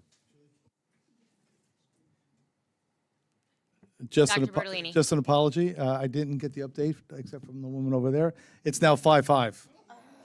That's Julissa Warren. I'm sorry. I can't. No, I can't. I can't see her there. I'm sorry, but it's 5-5. Okay, so Yankee score. Mr. Rosenberg, Ms. Yerman. 1 inning. Oh, God. Thank you.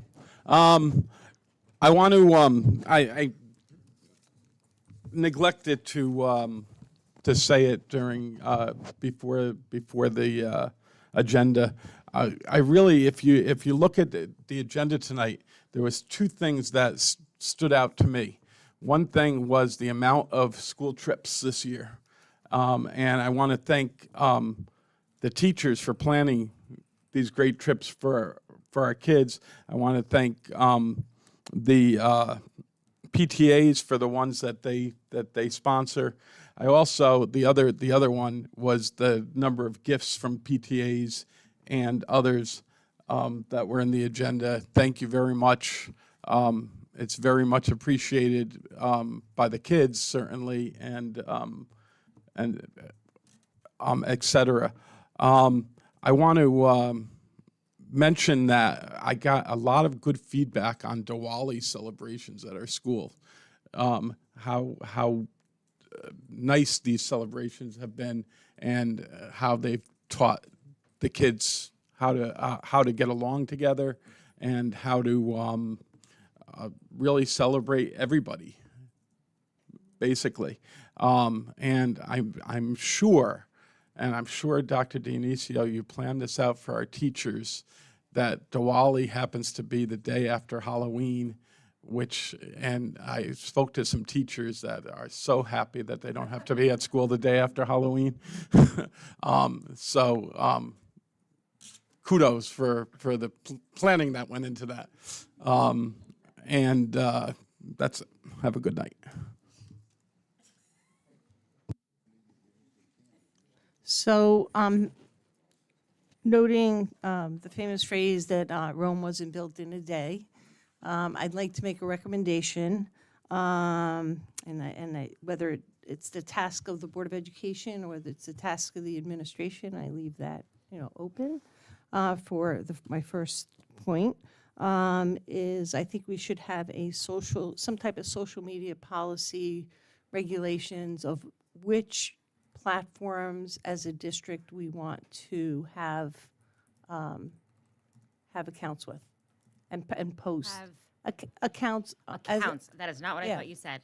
Accounts that as a district we will post on, and I won't give you my reasoning, but there are certain platforms that you may not want there to be a display by the Fairlawn Public School District. But again, I don't know who would be the person bringing that forward, whether it's the Board of Ed or whether it be the administration. So that's one. And the last but not least is, and this would probably end up starting in January if we were to do it, is I missed those committee of the wholes for policies and for education. And I just feel that we squeeze a lot of information within an hour, and some of the policies are overlooked, or we don't really understand where they're coming from, and it doesn't give the opportunity for the whole board to look at it. And then from the education standpoint, there should be two. I've never been in a policy of the whole for education for the time I've been on the board this time around. So again, it may be something we have to address in first of the year, but it's something I think we should consider as a board. Thank you. Anyone else? Okay, the floor is closed. Just to respond to a couple of those questions, policy 0155 does note that if you have something that you'd like to discuss in a committee, you are to send an email or share that with the chairperson. Being that I am the chairperson of the committee of the whole for both policy and education, I am noting that I received it. However, I do expect that because it is in our policy and we so often reference policy, that those emails will come to me, and then I will absolutely meet with Dr. Dionisio and our administration to schedule those.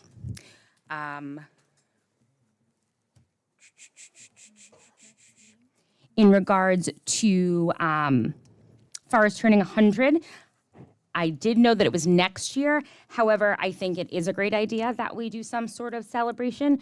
So I am actually going to refer that to the Buildings and Grounds, because that would fall under Finance and Buildings and Grounds if we want to do something to celebrate Forest next year, or potentially have a board meeting there. That is a Buildings and Grounds and Facilities. And so I'm going to refer that to Finance.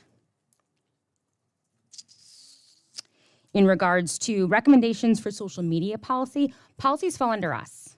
I appreciate that it's a recommendation. So again, email me, and we can set up with Dr. Dionisio a policy of the whole. However, our policy clearly states that you are to reach out to the chairperson.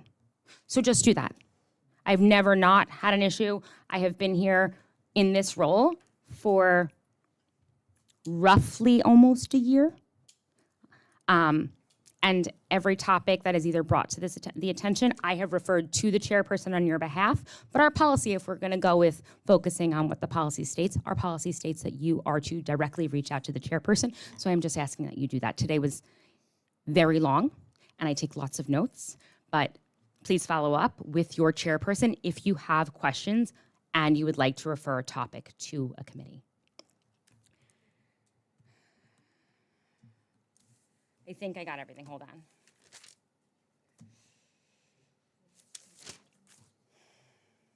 Could have sworn. Mark, you didn't ask a question? No. Okay. So our upcoming meetings are on November 21st is our regular monthly meeting for November. It's here at 7:30 p.m. at Thomas Edison School. December 19th, 2024 is our regular monthly meeting at 7:30 at Thomas Edison School. I do want to highlight that this will be the last meeting that Mr. Spindell will be sitting at this dais. Please join us in celebrating him on that evening. And then our reorganization meeting, where we will be swearing in our 3 board members who win next week's election on January 2nd, 2025. Whew. At 7:30 p.m. in Thomas Edison School. I also need to remind you that these are deviations from the 4th Thursday of the month. So please note that in your calendar. Do I have a motion to recess? So moved. Adjourn. So moved. Okay. All in favor? Have a safe and happy Halloween and Diwali. Please get out there and vote and enjoy your holiday next week. If you are just staying home, enjoy your children.